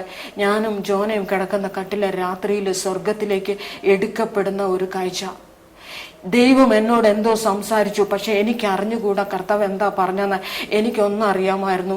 രാജാവ് വന്നിട്ടുണ്ട്, അവൻ എന്തെങ്കിലും എനിക്ക് തരാതെ അവൻ മടങ്ങിപ്പോയിട്ടില്ല എന്ന് ഞാൻ ഉറച്ചു വിശ്വസിച്ചു. രാവിലെ ജോനയുടെ കൗണ്ട് നോക്കി, അത് 1200-ലേക്ക് എത്തി. അവിടെ നിന്ന് ജോനയുടെ കൗണ്ട് ഇന്നേ വരെ ഇവ 3000, 3500, 4000 അങ്ങനെ ഉയർന്ന കൗണ്ട് ഇന്നേ വരെ ജോനയുടെ ബ്ലഡ് കൗണ്ട് താഴോട്ട് പോയിട്ടില്ല. ജോന സന്തോഷമായി എൻ്റെ കൂടെ ആയിരിക്കുന്നു. അപ്പം ദൈവരാജ്യത്തിൻ്റെ വർമ്മങ്ങളെപ്പറ്റി തിരിച്ചറിയുവാൻ ഞാൻ കർത്താവിൻ്റെ സന്നദ്ധയിൽ നിലവിളിച്ചപ്പോൾ കർത്താവ് എൻ്റെ പാപങ്ങളെ കഴുകി. RCCയിൽ വെച്ചാണ് നമുക്കൊരു പ്രത്യേക അനുഭവം ഉണ്ടായത്. അതെ, അതൊന്ന് പറഞ്ഞാട്ടെ. RCCയിൽ ജോനയുടെ കൗണ്ട് കുറഞ്ഞ ദിവസം ഞാൻ ദൈവസന്നിധിയിൽ പ്രാർത്ഥിക്കുകയും സ്വർഗത്തിലേക്ക് എടുക്കപ്പെടുന്ന ഒരവസ്ഥയും ഉണ്ടായി. അപ്പോൾ എനിക്ക് മനസ്സിലായി, എൻ്റെ കർത്താവ് എന്തോ തന്നു എന്നല്ലാതെ എന്താണെന്ന് വ്യക്തമായി മനസ്സിലായില്ല. അത് ജോനായ്ക്ക് ഒരു രോഗസൗഖ്യമായിരുന്നു എന്ന് അനേക മാസങ്ങൾ കഴിഞ്ഞ് എനിക്ക് മനസ്സിലായി. അപ്പോൾ ഈ ജോനായ്ക്കുണ്ടായ ആ അത്ഭുത വിടുതലിനെ പറ്റി ഞാൻ കർത്താവിനോട് വീണ്ടും ചോദിച്ചുകൊണ്ടിരുന്നു. ജോനായ്ക്ക് എന്തെങ്കിലും പനിയോ എന്തെങ്കിലും അസ്വസ്ഥതയോ ഉണ്ടാകുമ്പോൾ എൻ്റെ ഹൃദയത്തിലുണ്ടായിരുന്ന സംശയത്തെപ്പറ്റി ഞാൻ കർത്താവിനോട് പറഞ്ഞു. ഒരിക്കൽ വീട്ടിൽ വെച്ച് ജോന ശക്തമായിട്ട് ബെഡെ കിടന്ന് ചുമച്ചുകൊണ്ടിരുന്ന ജോനയുടെ മുഖത്തോട്ട് നോക്കിയിട്ട് എൻ്റെ ഹൃദയത്തിൻ്റെ ആഴങ്ങളിൽ നിന്ന് ചോദിച്ചു, നീ വിശ്വസിക്കുന്നു എങ്കിലും നിന്റെ ഹൃദയത്തിൽ സംശയമില്ലേ? ചോദിച്ചു. ഞാൻ പറഞ്ഞു, ആരോ എന്നോട് ചോദിക്കുന്നത് പോലെ എനിക്ക് തോന്നി. ഞാൻ തന്നെ എന്നോട് ചോദിച്ചു, നീ വിശ്വസിക്കുന്നു എന്ന് പറയുകയും നിന്റെ ഹൃദയത്തിന്റെ ആഴത്തിൽ നിന്ന് ഒരു അവിശ്വാസം നിനക്ക് വളരുകയും ചെയ്യുന്നില്ലേ? ഞാൻ പറഞ്ഞു, ഉണ്ട്. ഞാൻ ദൈവസന്നിധിയിൽ വീണ്ടും ഇരുന്നിട്ട് പറഞ്ഞു, ഞാൻ കട്ടിലിൽ കിടക്കുന്നില്ല, ഞാൻ തറയിൽ കിടന്നോളാം കർത്താവേ, കാരണം ഈ അവിശ്വാസം എന്നെ കൊല്ലും, ഈ അവിശ്വാസം എൻ്റെ മനസ്സിൽ വളരുന്നു. അപ്രകാരം പറഞ്ഞുകൊണ്ട് തന്നെ ഞാൻ കട്ടിലിൽ നിന്ന് തറയിലേക്ക് ഒരു തലയിണ വെച്ച് ഞാൻ ഉറങ്ങി. ആ ഉറക്കത്തിൽ വളരെ മനോഹരമായ ഒരു ദർശനം എൻ്റെ കർത്താവ് എനിക്ക് തരികയുണ്ടായി. കർത്താവ് എന്നെ ആത്മാവിനാൽ RCCയിലേക്ക് എടുത്തുകൊണ്ടുപോയി. ഈ ഒരു തൂവൽ കണക്കെ ഈ ലോകത്തിൽ നിന്ന് RCCയിലേക്ക് സഞ്ചരിച്ചപ്പോൾ ഞാൻ വിചാരിച്ചു, ഞാൻ ഈ ലോകത്തിൽ നിന്ന് മാറ്റപ്പെട്ടു പോയി എന്ന് കരുതി. ഞാൻ RCCയിലേക്ക് എടുക്കപ്പെടുന്ന ഒരവസ്ഥ എനിക്ക് വളരെ സന്തോഷമുണ്ടായി. കാരണം ആത്മാവിനാൽ ആദ്യത്തെ ആത്മാവിൻ്റെ എടുക്കപ്പെടുന്ന ഒരവസ്ഥയിലേക്ക് എന്നെ ദൈവം നയിച്ചു. അവിടെ RCCയിൽ എത്തി ഒരു സ്ഥലത്ത് തന്നെ, ഒരു പ്രത്യേകമായ ഒരു സ്ഥലത്തേക്ക് ദൈവത്തിൻ്റെ ആത്മാവ് എന്നെ നയിച്ചു. അവിടെ എൻ്റെ വലത്തുഭാഗത്ത് ആരോ ഉള്ളതുപോലെ എനിക്ക് അനുഭവപ്പെട്ടു. ആ അനുഭവപ്പെടലിൻ്റെ ഞാൻ ആരാന്ന് നോക്കുന്നില്ല, പക്ഷെ എൻ്റെ കൂടെ ആരോ ഉള്ളത് ഞാൻ അറിഞ്ഞു. ഞങ്ങളുടെ മുമ്പിൽ നിൽക്കുന്ന വ്യക്തി ജീവിതത്തെ ഞാൻ നോക്കി. എനിക്ക് RCCയിലെ ക്യാൻസർ പേഷ്യൻ്റെ അതേ അപ്പിയറൻസ് തോന്നി. ഞാൻ എൻ്റെ മനസ്സിൽ ഇങ്ങനെ പറഞ്ഞു, ഇത് പക്ഷേ ഒരു ക്യാൻസറിൻ്റെ പേഷ്യൻ്റ് ആയിരിക്കാം എന്ന് പറഞ്ഞപ്പോൾ എൻ്റെ റൈറ്റിൽ നിൽക്കുന്ന വ്യക്തി എന്നോട് പറഞ്ഞു, ഇത് ക്യാൻസറിൻ്റെ പേഷ്യൻ്റ് അല്ല, ഇതാണ് ക്യാൻസറിൻ്റെ ആത്മാവ് എന്ന് പറഞ്ഞു. എന്ന് സംസാരിച്ചിട്ട് അദ്ദേഹം കൈ ഉയർത്തി നസ്രത്തിലെ യേശുവിൻ്റെ നാമം എന്ന് പറഞ്ഞപ്പോൾ ഈ വ്യക്തി പമ്പരം പോലെ കറങ്ങുന്നതും ആകാശത്തേക്ക് എടുക്കപ്പെടുന്നതും കാണുവാനിടയായി. ഈ ദർശനത്തോടെ പെട്ടെന്ന് ഞാൻ ഉണരുകയായിരുന്നു. എൻ്റെ ഹൃദയമെടുപ്പ് എനിക്ക് ശക്തമായി കേൾക്കുവാൻ സാധിച്ചു. ഞാൻ ഉണർന്നു. ഞാൻ ചാടി എഴുന്നേറ്റ് എൻ്റെ കുഞ്ഞിൻ്റെ മേലെ കൈ വെക്കുവാൻ നോക്കിയപ്പോൾ ഞാൻ എന്നോട് തന്നെ ചോദിച്ചു, ഇത് ചെയ്യുവാൻ നിനക്ക് അധികാരമുണ്ടോ? ഞാൻ ബൈബിളിനകത്ത് ഒരു വാക്യം ഓർത്തു, സ്വർഗത്തിലും ഭൂമിയിലും സകല അധികാരവും എനിക്ക് നൽകപ്പെട്ടിരിക്കുന്നു, ആകയാൽ നിങ്ങൾ പുറപ്പെട്ട. ഈ വാക്യം എൻ്റെ മനസ്സിൽ സ്ട്രൈക്ക് ചെയ്തപ്പോൾ എനിക്ക് എന്തുമാത്രം സന്തോഷം ഉണ്ടായെന്ന് എനിക്കറിയത്തില്ല. അവൻ്റെ ശരീരത്തിൽ കൈവച്ച് എത്ര പ്രാവശ്യം ഞാൻ കൽപ്പിച്ചു എന്നും ഞാൻ ഓർക്കുന്നില്ല. നസറത്തിലെ യേശുവിൻ്റെ നാമത്തിലെ ക്യാൻസറിൻ്റെ ആത്മാവെ വിട്ടുപോകും. എൻ്റെ ഹൃദയം വാഞ്ചിച്ചു, സകല ക്യാൻസർ പേഷ്യൻ്റെ അടുത്ത് ഓടിച്ചെല്ലണം. നിങ്ങളുടെ ശരീരത്തിൽ കയറിയിരിക്കുന്ന ക്യാൻസറിൻ്റെ ആത്മാവിനെ തുരത്തുവാൻ നമ്മുടെ ദൈവത്തിൻ്റെ നാമം, ഈ നസ്രത്തിലെ യേശുവിൻ്റെ നാമം ഉപകരിക്കും എന്ന് പറയുവാനുള്ള വാഞ്ചയോടെ അന്ന് രാത്രി എനിക്ക് ഉറങ്ങുവാൻ സാധിച്ചില്ല. ഞാൻ രാവിലെ എഴുന്നേറ്റിട്ട് ആരെൻ്റെ കുഞ്ഞിന് വേണ്ടി ഒരിക്കൽ കൂടെ ശാസിക്കും, ആരെൻ്റെ കുഞ്ഞിന് വേണ്ടി ഇത് ചെയ്യും? ഞാൻ അന്വേഷിച്ചു പറഞ്ഞു, പെന്തക്കോസുകാരെന്ന് ഒരു വിഭാഗം ജനമുണ്ട്, വിശ്വാസികൾ. നിങ്ങൾ ഒരു കാര്യം അവിടെ ചെന്ന് അവരെ കൊണ്ട് പ്രാർത്ഥിപ്പേര്. ഞാൻ അപ്രകാരം ചെയ്തു. ഞാൻ വിശ്വസിച്ചു, ഞാൻ ഉറച്ചു. അവൻ്റെ അത്ഭുത രോഗസൗഖ്യം കണ്ടിട്ട് എൻ്റെ ഹൃദയം സന്തോഷിച്ചു. എൻ്റെ ഹൃദയത്തിൻ്റെ ആ സന്തോഷത്തിൽ ഞാൻ അനേക ക്യാൻസർ രോഗികളുടെ അടുത്ത് ചെന്ന് അവരുടെ മേൽ കൈവച്ച് പ്രാർത്ഥിച്ചു. അവരോട് കർത്താവിൻ്റെ സുവിശേഷത്തെ പറ്റി പറയുവാനും ഇടയായി. ജാൻസിക്ക് ഇപ്പോൾ ഒരു കാര്യം മനസ്സിലായല്ലോ. അന്ന് ആ RCCയിലേക്ക് എടുക്കപ്പെട്ടപ്പോൾ കൂടെ ഉണ്ടായിരുന്ന വ്യക്തി ഒരു ദൂതനായിരിക്കാം, യേശുവിൻ്റെ സാന്നിധ്യം തന്നെ ആയിരിക്കാം, അല്ലേ? അപ്പം ജാൻസിക്ക് അത് പറഞ്ഞ് മനസ്സിലാക്കി തരികയായിരുന്നു, ഈ ക്യാൻസറിൻ്റെ ആത്മാവ് അതൊരാത്മാവ്, ഈ രോഗം ഇന്ന് അനേകരെ കാർന്നു തിന്നുകൊണ്ടിരിക്കുക. അപ്പം ആ ആത്മാവിനെ യേശുവിൻ്റെ നാമത്തിൽ ശാസിച്ചാൽ അത് വിട്ടുപോകും എന്നുള്ള വലിയ റെവലേഷൻ ജാൻസിക്ക് ദൈവം തരികയായിരുന്നു, അല്ലേ? ഇപ്പോൾ ഇവിടെ നമ്മളെ കേട്ടുകൊണ്ടിരിക്കുന്ന പ്രേക്ഷകർ അനേകം ചിന്തിക്കുന്നുണ്ടായിരിക്കാം, ഇതെന്ത് ദർശനമായത്? ഇങ്ങനെയൊക്കെ ദർശനങ്ങൾ കാണുമോ? ആദ്യം ഒരു സർപ്പത്തെ കണ്ടു, അതിൻ്റെ വിഷം ചീറ്റുന്നതായിട്ട് കണ്ടു, അങ്ങനെ പിന്നെ സ്വർഗത്തിലേക്കല്ല RCCയിലേക്ക് എടുക്കപ്പെടുന്ന അവസ്ഥ. പക്ഷെ അതെല്ലാം ബൈബിൾ വളരെ വ്യക്തമായി പറയുന്നുണ്ട്. യോവേൽ പ്രവാചകന്റെ പുസ്തകത്തിൽ ഇങ്ങനെയാണ് പറയുന്നത്, അന്ത്യകാലത്ത് ഞാൻ സകല ജഡത്തിനു മേലും എൻ്റെ ആത്മാവിനെ പകരും. അന്ന് യവനക്കാർ ദർശനങ്ങൾ കാണും. അങ്ങനെ ദൈവം ഒരു യവനക്കാരിയായിരുന്ന ജാൻസിക്ക് ദർശനങ്ങൾ കൊടുത്തു. അതിൽ കൂടെ അനേക കാര്യങ്ങൾ ജാൻസിക്ക് കർത്താവ് മനസ്സിലാക്കി തന്നു, അല്ലേ? ഇന്നിപ്പോൾ നമുക്ക് വളരെ ശക്തിമത്തായി അത് അനുഭവമായതുകൊണ്ട് ഇന്നും ഈ ക്യാൻസർ രോഗത്താൽ ഭാരപ്പെടുന്നവരെ, കുഞ്ഞുങ്ങൾ ക്യാൻസറാൽ ബാധിക്കപ്പെട്ട് വളരെ വേദനയിൽ കഴിയുന്ന അമ്മമാർ അനേകം ജാൻസിയുടെ സാക്ഷ്യം കേൾക്കുന്നുണ്ടായിരിക്കാം. നിങ്ങൾ RCCയിൽ തന്നെയായിരിക്കാം, അല്ലെ അനേക ആശുപത്രി ബെഡിലായിരിക്കാം. നിങ്ങളുടെ ഭവനത്തിൽ വേദനയോടെ കണ്ണുനീരോടെ എന്നെ ആര് സഹായിക്കും എന്ന് പറഞ്ഞ് നിങ്ങൾ വളരെ ഭാരപ്പെടുന്ന വ്യക്തിയായിരിക്കാം. നിങ്ങളുടെ പ്രാർത്ഥനയ്ക്കൊരു ഉത്തരമായിരിക്കാം ജാൻസിയുടെ വായിൽ കൂടെ നിങ്ങൾ കേൾക്കുന്ന ഈ സദ്വർത്തമാനം. നിങ്ങൾ ആരായിരുന്നാലും നാം കേട്ടതുപോലെ സകല അധികാരവും ദൈവം നമുക്ക് തന്നിരിക്കുകയാണ്.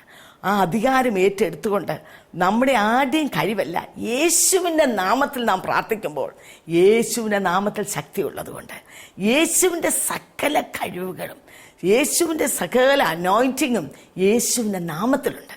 ആ നാമത്തിൽ നാം പ്രാർത്ഥിക്കുമ്പോൾ അത് യേശു തന്നെ പ്രാർത്ഥിച്ച പ്രാർത്ഥനയ്ക്ക് തുല്യമാണ്. അതുകൊണ്ട് അത് പ്രാർത്ഥിക്കാനുള്ള അധികാരവും അവകാശവും കർത്താവ് നമുക്ക് തന്നിരിക്കുക. അതുകൊണ്ട് വേദനിക്കുന്ന നിങ്ങളോട് എനിക്ക് പറയാനുള്ളത്, നിങ്ങൾ ആ കുട്ടിയുടെ മേത്ത് കൈവയ്ക്കൂ, അല്ലെങ്കിൽ നിങ്ങൾ തന്നെയാണെങ്കിൽ നിങ്ങളുടെ രോഗമുള്ള സ്ഥാനത്ത് കൈവയ്ക്കൂ. എന്നിട്ട് യേശുവിൻ്റെ നാമത്തിൻ്റെ രോഗം മാറട്ടെ എന്ന് പ്രാർത്ഥിക്കുന്ന ഈ മാത്രയിൽ നിങ്ങളുടെ രോഗം നിങ്ങളെ വിട്ടുമാറാൻ പോവുകയാണ്. ചാൻസ് പറഞ്ഞാട്ടെ. സ്തോത്രം. അപ്രകാരം അത്ഭുത സൗഖ്യം എൻ്റെ ഹൃദയത്തിൽ തിരിച്ചറിഞ്ഞപ്പോൾ ആ RCCയിൽ വെച്ച് എൻ്റെ കർത്താവ് എന്നോട് സംസാരിച്ചു എന്ന് എൻ്റെ ഹൃദയത്തിൽ എനിക്ക് ഉറപ്പായി. അവൻ്റെ വചനം ഞാൻ എൻ്റെ കൂടെ കൊണ്ടു നടന്നു. ഏത് വചനം നമ്മളോട് ഇടപെട്ടത്? സുവിശേഷം വായിക്കുമ്പോഴാണ് എനിക്കൊരു സന്തോഷം കിട്ടിയത്. കാരണം പഴയ നിയമത്തിലേക്ക് കടക്കുമ്പോൾ പഴയ നിയമത്തെ ഗ്രഹിക്കുവാനോ മനസ്സിലാക്കുവാനോ പെട്ടെന്ന് എനിക്ക് സാധിച്ചില്ല. പക്ഷേ പുതിയ നിയമത്തിലെ വാക്യങ്ങളിലേക്ക് ഞാൻ ആഴങ്ങളിൽ ഇറങ്ങിയപ്പോൾ ഭയത്തിൻ്റെയും ഭീതിയുടെയും ആത്മാവിനെ നസറത്തിലെ യേശുവിൻ്റെ നാമത്തിൽ അധികാരത്താൽ ഓടിക്കാമെന്ന് എന്നോട് ദൈവം വചനത്തിൽ കൂടെ സംസാരിക്കുകയുണ്ടായി. അപ്രകാരം അന്ധകാരത്തെ മാറ്റി തന്ന ദൈവം എൻ്റെ ഹൃദയത്തിനകത്തുണ്ടായിരുന്ന സകല അന്ധകാരത്തെയും വചനമെന്ന വെളിച്ചത്താൽ തുടച്ചു നീക്കിയപ്പോൾ കർത്താവ് എൻ്റെ ഹൃദയത്തെ സ്വാതന്ത്ര്യപ്പെടുത്തി. വചനം ഇപ്രകാരം പറയുന്നു, സത്യം നിങ്ങൾ അറിയുകയും സത്യം നിങ്ങളെ സ്വാതന്ത്ര്യപ്പെടുത്തുകയും ചെയ്യും. എനിക്ക് വലിയൊരു സ്വാതന്ത്ര്യം എൻ്റെ ഉള്ളിൽ അനുഭവപ്പെട്ടു. കാരണം എനിക്കിത് പറയുവാൻ, ജനത്തിൻ്റെ മുമ്പിൽ എനിക്ക് നിൽക്കുവാൻ ഒരു വലിയ ധൈര്യം, ഒരു വലിയ സ്വാതന്ത്ര്യം എൻ്റെ മേൽ ദൈവം ഏൽപ്പിച്ചു. അവൻ എന്നെ തെരഞ്ഞെടുത്തതും അവൻ എന്നെ വിളിച്ചതും വചനത്തിൽ കൂടെ എനിക്ക് മനസ്സിലാക്കുവാൻ സാധിച്ചു. അപ്രകാരം ഞാൻ എൻ്റെ ഭർത്താവിൻ്റെ അടുത്ത് ചെന്നു, എൻ്റെ ഹസ്ബൻഡിൻ്റെ അടുത്ത് ചെന്നിട്ട് ഞാൻ ഈ സാക്ഷ്യം, ഞാൻ കടന്നുപോയ വഴികളൊക്കെ അദ്ദേഹത്തിനോട് പറഞ്ഞു. അദ്ദേഹം പറഞ്ഞു, നമ്മുടെ ഡിനോമിനേഷനിൽ തന്നെ നിന്ന് ദൈവത്തെ സേവിക്കുവാൻ നമുക്ക് സാധിക്കുകയില്ലയോ എന്ന് ചോദിച്ചു. ഞാൻ പറഞ്ഞു, അങ്ങനെ പല ജാതികളെയും ഒരു അതിരുകളില്ലാത്ത ഒരിടത്തേക്ക്, അതിരുകളില്ലാത്ത ഒരു സ്നേഹത്തിലേക്ക് ദൈവം എന്നെ വിളിച്ചു, അവൻ എന്നെ തെരഞ്ഞെടുത്തു എന്ന് ഞാൻ അറിയുന്നു. അപ്പോസ്തലനായ പൗലോസ് ഇപ്രകാരം പറഞ്ഞു, ഞാൻ ആരെ അറിയുന്നു എന്ന് ഞാൻ അറിയുന്നു. എൻ്റെ കർത്താവ് എന്നെ സ്നേഹിക്കുന്നു എന്ന് അറിഞ്ഞപ്പോൾ എനിക്ക് എൻ്റെ ജാതിയോ എൻ്റെ മതമോ എൻ്റെ കുലമോ ഒരു വലിയ കാര്യമായി തോന്നിയില്ല. കഷ്ടപ്പെടുന്ന, വേദനിക്കുന്ന, രോഗത്താൽ, ഭാരത്താൽ ബുദ്ധിമുട്ട് അനുഭവിക്കുന്ന സകല ജാതിയുടെ അടുത്ത് ക്രിസ്തുവിൻ്റെ സ്നേഹത്തെ പറ്റി പറയുവാൻ, അനേക ജനങ്ങൾ ഭീതിയുടെ ആത്മാവിനാൽ അനേകരെ അടിച്ചമർത്തിയിട്ടിരിക്കുന്ന ആ അവസ്ഥയിൽ നിന്ന് അവരെ വിടുവിക്കാൻ വേണ്ടി കർത്താവിനെ വിളിച്ച് വേർതിരിച്ചിരിക്കുന്നു എന്ന് മനസ്സിലായപ്പോൾ ധൈര്യത്തോടെ ദൈവസന്നിധിയിൽ താഴുവാനും ദൈവസന്നിധിയിൽ സ്നാനപ്പെടുവാനും തക്കവണ്ണം കർത്താവ് എനിക്ക് ഇടയാക്കി. അപ്രകാരം ദൈവസന്നിധിയിൽ ആയിരിക്കാൻ തക്കവണ്ണം കർത്താവ് ഒരു കൃപ നൽകി. ദർശനങ്ങളാൽ ദൈവം ഇപ്പോഴും ഞങ്ങളെ നയിച്ചുകൊണ്ടിരിക്കുന്നു. നമ്മൾ വളരെ വിലപ്പെട്ട ഒരു സാക്ഷ്യം കേട്ടുകൊണ്ടിരിക്കുക. ഇപ്പോൾ ജാൻസിക്ക് പറയാൻ കഴിയും, ഞാൻ കഷ്ടതയിലായത് എനിക്ക് ഗുണമായി, അല്ലേ? അവൻ എന്നെ വിശാലതയിലേക്ക് കൊണ്ടുവന്നു. അപ്പൻ സ്നേഹിക്കുന്ന മക്കളെ ശിക്ഷിക്കുന്നു. നമ്മുടെയൊക്കെയും ജീവിതങ്ങൾ വിവിധങ്ങളായ പരീക്ഷണങ്ങൾ കൂടെ, കണ്ണുനീരിൽ കൂടെ ഒക്കെയും കടന്നു പോകുമ്പോൾ കർത്താവ് നമ്മളെ സ്നേഹത്താൽ ഒന്ന് തൊടുന്നതായിരിക്കാം പല അവസരങ്ങളും. അപ്പൻ ശിക്ഷിക്കാത്ത മക്കളില്ലല്ലോ. അപ്പം അപ്പൻ്റെ ശിക്ഷയെ നിരസിക്കരുത്. ഇങ്ങനെയുള്ള വിവിധ അനുഭവങ്ങളിലൂടെ ദൈവത്തെ അറിയുവാനും നമുക്ക് ഏറ്റവും ആവശ്യം നാം നിത്യതയിൽ പോയി എത്തുക എന്നുള്ളതാണ്. നാം ദൈവത്തിൻ്റെ വചനത്തിൽ വായിക്കുന്നുണ്ട്, കർത്താവ് പറയുന്നു, ഞാൻ നിങ്ങൾക്ക് സ്ഥലമൊരുക്കുവാൻ പോകുന്നു. ഞാൻ പോയിട്ട് സ്ഥലം ഒരുക്കിക്കഴിഞ്ഞ് ഞാൻ വന്ന് ഞാൻ ഇരിക്കുന്ന സ്ഥാനത്ത് നിങ്ങളെ ഇരുത്തുവാൻ വരും. മനോഹര കൊട്ടാരങ്ങൾ കർത്താവ് നമുക്ക് വേണ്ടി ഒരുക്കിക്കൊണ്ടിരിക്കുക. എന്നാൽ ഈ ലോക ജീവിതത്തിൽ ഇതിൻ്റെതായ ബദ്ധപ്പാടുകൾ, ലോക ഇൻപങ്ങളിൽ മുഴുകി നാം മുമ്പോട്ട് പോകുമ്പോൾ നമ്മുടെ അറ്റൻഷനെ ഒന്ന് പിടിച്ചു പറ്റുവാനാണ് പലപ്പോഴും കർത്താവ് നമ്മളെ പ്രത്യേക അവസ്ഥകൾ കൂടെ കടത്തി വിടുന്നത്. ആ ഒരു കൊച്ചടി കൊള്ളുമ്പോൾ ഇടയൻ്റെ കയ്യിലുള്ള വടിയുണ്ട്. ഇടയൻ ആടിനെ അടിക്കുമ്പോൾ അത് എന്തിനാണെന്ന് മനസ്സിലാക്കി ആട് നേരെയുള്ള പാതയിൽ പോയാൽ പിന്നെ അടി കൊള്ളത്തില്ല. എന്നാൽ പിന്നെയും വഴി തെറ്റിപ്പോയാൽ പിന്നെയും അടി കൊള്ളും. എന്നാൽ ഒരു കൊച്ചടി വരുമ്പോൾ എന്തിനാണെന്ന് മനസ്സിലാക്കി ആ നല്ല ഇടയൻ്റെ പാദപീഠത്തിലേക്ക് തിരിയുമെങ്കിൽ ആ നിത്യഭവനത്തിലേക്ക്, ആ മനോഹര രാജ്യത്തിലേക്ക് നമ്മളെ എത്തിക്കുവാൻ തക്കവണ്ണം ഈ ലോകത്തിൽ ഈ പാന്താവുകൾ കൊടുക്കുകയും കർത്താവ് നമ്മളെ കടത്തി വിടുകയാണ്. ജാൻസിയുടെ അനുഭവം നമുക്കൊരു മാർഗദർശിയായി തീരട്ടെ. നമ്മുടെ വിഷയങ്ങൾക്ക് വിടുതൽ യേശുവിൻ്റെ പക്കലുണ്ട്. നമ്മുടെ രോഗത്തിന് സൗഖ്യം യേശുവിൻ്റെ നാമത്തിലുണ്ട്. അതുകൊണ്ട് മനസ്സ് പതറാതെ ഉറപ്പോടെ, ധൈര്യത്തോടെ, വിശ്വാസത്തോടെ അടിയുറച്ച് നമുക്ക് മുന്നേറാം. ദൈവം നമ്മെ അനുഗ്രഹിക്കട്ടെ എന്ന് പറഞ്ഞുകൊണ്ട് ഞങ്ങളുടെ വാക്കിൽ നിന്ന് വിരമിച്ചുകൊള്ളും.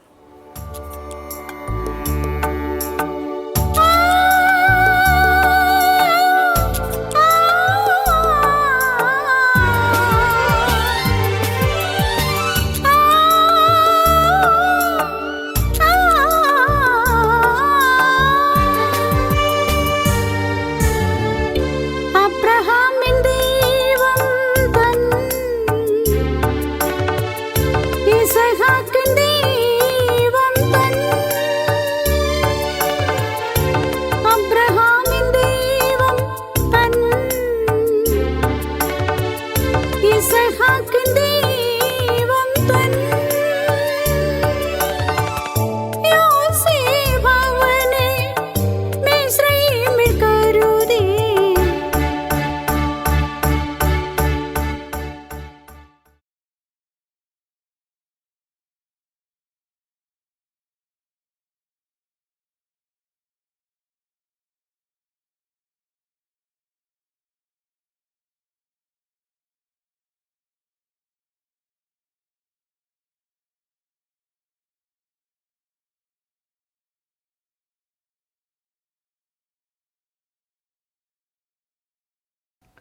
മനസ്സ് തുറക്കുമ്പോൾ പ്രോഗ്രാമിലേക്ക് സ്വാഗതം. കുടുംബങ്ങളിലും സമൂഹത്തിലും പലപ്പോഴും അവഗണിക്കപ്പെടുന്ന വ്യക്തിയാണല്ലോ സ്ത്രീ. എന്നാൽ വിശുദ്ധ വേദപുസ്തകം സ്ത്രീയെക്കുറിച്ച് പറയുന്നത് അവളുടെ വില മുത്തുക്കളിലും ഏറും എന്നാണ്. കുട്ടിക്കാലത്ത് മാതാപിതാക്കൾക്ക് വാത്സല്യമുള്ള പുത്രി, പിന്നീട് ഭാര്യ, മരുമകൾ, അമ്മ, അമ്മായി അമ്മ, വല്യമ്മച്ചി, ഇങ്ങനെ പോകുന്നു സ്ത്രീയുടെ വിവിധ റോളുകൾ.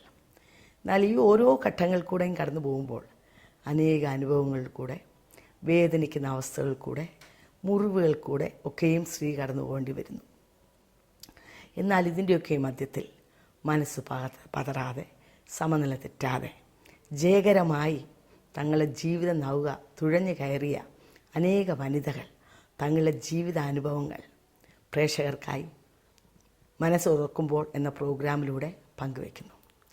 ഈ അനുഭവങ്ങൾ അനേക കഷ്ടങ്ങൾ കൂടെയും കണ്ണുനീരിൻ്റെ അവസ്ഥകൾ കൂടെയും ഭാവിയെക്കുറിച്ച് യാതൊരു പ്രത്യാശയുമില്ലാതെ പകച്ചു നിൽക്കുന്ന എൻ്റെ പ്രിയ പ്രേക്ഷകർക്ക് ഒരാശ്വാസമായും മാർഗദർശിയായും തീരട്ടെ എന്ന് ഞാൻ ആത്മാർത്ഥമായി പ്രാർത്ഥിക്കുന്നു.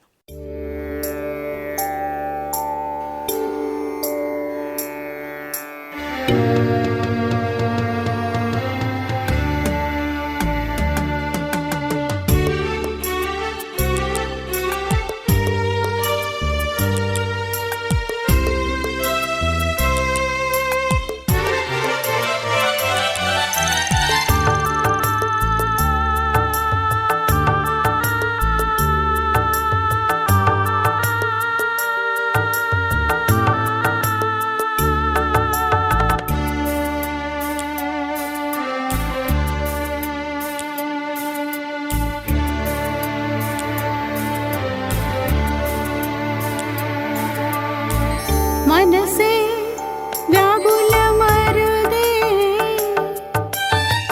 കരുതാൻ നിനക്കവൻ മനമടുത്തുണ്ട്. മനസ്സേ വ്യാകുലമരുതേ, കരുതാൻ നിനക്കവൻ മനമടുത്തുണ്ട്. കണ്ണുകൾ കാൺപതില്ല, കാതുകൾ കേൾപ്പതില്ല. കണ്ണുകൾ കാൺപതില്ല, കാതുകൾ കേൾപ്പതില്ല.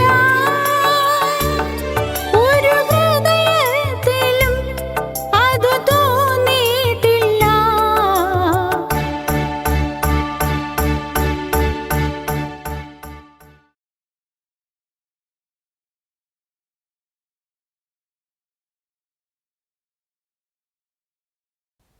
മനസ്സ് തുറക്കുമ്പോൾ പ്രോഗ്രാമിലേക്ക് സ്വാഗതം. ഇന്നത്തെ നമ്മുടെ അതിഥിയായി കടന്നു വന്നിരിക്കുന്നത് മിസ്സിസ് രാജമ്മ ഫിലിപ്പ്, പരേതനായ ഡോക്ടർ ഫിലിപ്പിൻ്റെ ഭാര്യയാണ്. താൻ ഞങ്ങളുടെ രണ്ടാമത്തെ മരുമകൻ്റെ മാതാവ് കൂടിയാണ്. തൻ്റെ അനുഭവങ്ങൾ നേരിൽ നമ്മളുമായിട്ട് പങ്കുവയ്ക്കുന്നതായിരിക്കും. മനസ്സ് തുറക്കുമ്പോൾ എന്ന ഈ പരിപാടിക്കായി ഞാൻ ദൈവത്തെ സ്തുതിക്കുന്നു, സ്തോത്രം ചെയ്യുന്നു. ഈ പരിപാടിയിൽ കൂടെ അനേക കർത്താവിനെ കണ്ടുമുട്ടുവാൻ ഞാൻ ആത്മാർത്ഥമായിട്ട് പ്രാർത്ഥിക്കുന്നു. എന്നെ ശക്തനാക്കുന്നതിന് മുഖാന്തരം ഞാൻ സകലത്തിൽ മതിയാകുന്നു. ഈ വാക്യമാണ് എൻ്റെ ജീവിതത്തിൻ്റെ ആധാര വിഷയം. ഞാൻ ജനിച്ചു വളർന്നത് റാന്നിയിലാണ്. കാനായ സമുദായത്തിൽ കണ്ണൻകുഴിത്ത് പറയുന്ന വീട്ടിലാണ് ഞാൻ ജനിച്ചു വളർന്നത്. ഞങ്ങൾ 6 മക്കളാണുള്ളത്. അതിൽ 3ാമത്തെ മകളാണ് ഞാൻ. എൻ്റെ 19ാമത്തെ വയസ്സിൽ എൻ്റെ കോളേജ് വിദ്യാഭ്യാസത്തിനിടയിൽ എനിക്കൊരു കല്യാണാലോചന വന്നു. ഞങ്ങളുടെ പ്രമാണം അനുസരിച്ച് 19നും 20നും ഇടയ്ക്ക് കല്യാണം കഴിച്ചിരിക്കണം. അങ്ങനെയാണ് ഞങ്ങളുടെ മാതാപിതാക്കന്മാരുടെ അഭിപ്രായം. അങ്ങനെ അതേ തുടർന്ന് ആലോചന വന്നു. കല്ലടത്തറയിൽ ഡോക്ടർ ND ഫിലിപ്പ് എന്ന് പറയുന്ന ഒരു യുവാവുമായിട്ട് ആലോചന വന്നു. കല്ലടത്തറയിൽ ഫിലിപ്പച്ചൻ്റെയും അച്ചുക്കുട്ടിയുടെയും ഏക മകനാണ് താൻ. അങ്ങനെ ആലോചന പെട്ടെന്ന് നടക്കാനിടയായി. സെൻറ്റ് ജോർജ് കാനായ പള്ളിയിൽ വെച്ച് ഞങ്ങളുടെ കല്യാണം മാർ ക്ലീമീസ് തിരുമേനിയുടെ നേതൃത്വത്തിൽ നടന്നു. അത് വളരെ പൊടിപൂരമായൊരു കല്യാണമായിരുന്നു. അന്നത്തെ കാനായ പാരമ്പര്യം അനുസരിച്ചുള്ള എല്ലാ ചടങ്ങുകളും ആ കല്യാണ സമയത്ത് അവിടെ സംഭവിച്ചു. എനിക്ക് ഏറ്റവും ഇഷ്ടപ്പെട്ട ഒരു കാര്യം അന്നത്തെ ചടങ്ങുകളല്ലായിരുന്നു. ഞാൻ അന്ന് തിരുമേനി ആശീർവദിച്ച 2-3 കാര്യങ്ങളാണ് എൻ്റെ ഹൃദയത്തിലേക്ക് കടന്നു വരുന്നത് ഇപ്പോൾ. അതായത് ഒന്നാമത് താൻ ഇപ്രകാരം ഞങ്ങളെ ആശീർവദിച്ചു: പൊന്നാഭരണങ്ങളെക്കാൾ വിലയേറിയ പരിമള തൈലം കൊണ്ട് ഞാൻ നിങ്ങളെ മുദ്രയിടുന്നു. രണ്ടാമത് പറഞ്ഞത് അബ്രഹാമിൻ്റെ അനുഗ്രഹം, അബ്രഹാമിനെ ദൈവം വർദ്ധിപ്പിച്ചതുപോലെ നിങ്ങളെയും ദൈവം വർദ്ധിപ്പിക്കട്ടെ. ഈ 2 കാര്യങ്ങളും എൻ്റെ ജീവിതത്തിൽ നടക്കുവാനിടയായി. വർഷങ്ങൾക്ക് ശേഷമാണ് അതിൻ്റെ മർമ്മങ്ങളൊക്കെ മനസ്സിലാകുന്നത്. അന്നേരം ആ കാര്യങ്ങളെക്കുറിച്ച് അത്ര നിശ്ചയമൊന്നും ഇല്ലായിരുന്നു. ഇങ്ങനെ ശുശ്രൂഷ പോലും ശ്രദ്ധിക്കത്തില്ലായിരുന്നു. അങ്ങനെ കല്യാണം കഴിഞ്ഞ് ഞങ്ങൾ സുഖമായിട്ടിങ്ങനെ ജീവിച്ചു. ബേബിച്ചായൻ്റെ കുടുംബത്തെക്കുറിച്ചൊന്ന് പറയാം. ബേബിച്ചായൻ്റെ കുടുംബത്തിൽ ബേബിച്ചാൻ ഏക മകനായിരുന്നു. ബേബിച്ചായൻ്റെ 3 മാസം ഉദരത്തിൽ ബേബിച്ചാൻ ആയിരുന്നപ്പോൾ തൻ്റെ പിതാവ് ലോകത്തുനിന്ന് മാറ്റപ്പെട്ടു.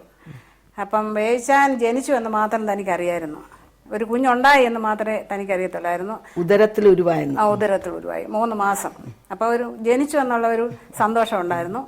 അപ്പം അമ്മച്ചിക്ക് അപ്പോൾ 19 വയസ്സ് മാത്രമേ ഉള്ളൂ അമ്മച്ചിക്ക്.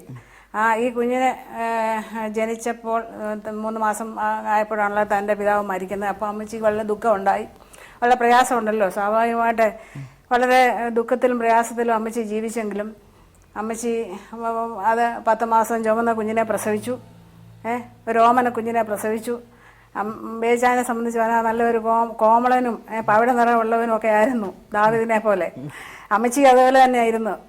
അപ്പം അമ്മച്ചിയുടെ ബേബിച്ചാൻ്റെ പിതാവും അതേ രീതിയിലായിരുന്നതുകൊണ്ട് താനും വളരെ സൗന്ദര്യമുള്ളവനായിട്ടാണ് ജനിച്ചത് കുഞ്ഞിലെ.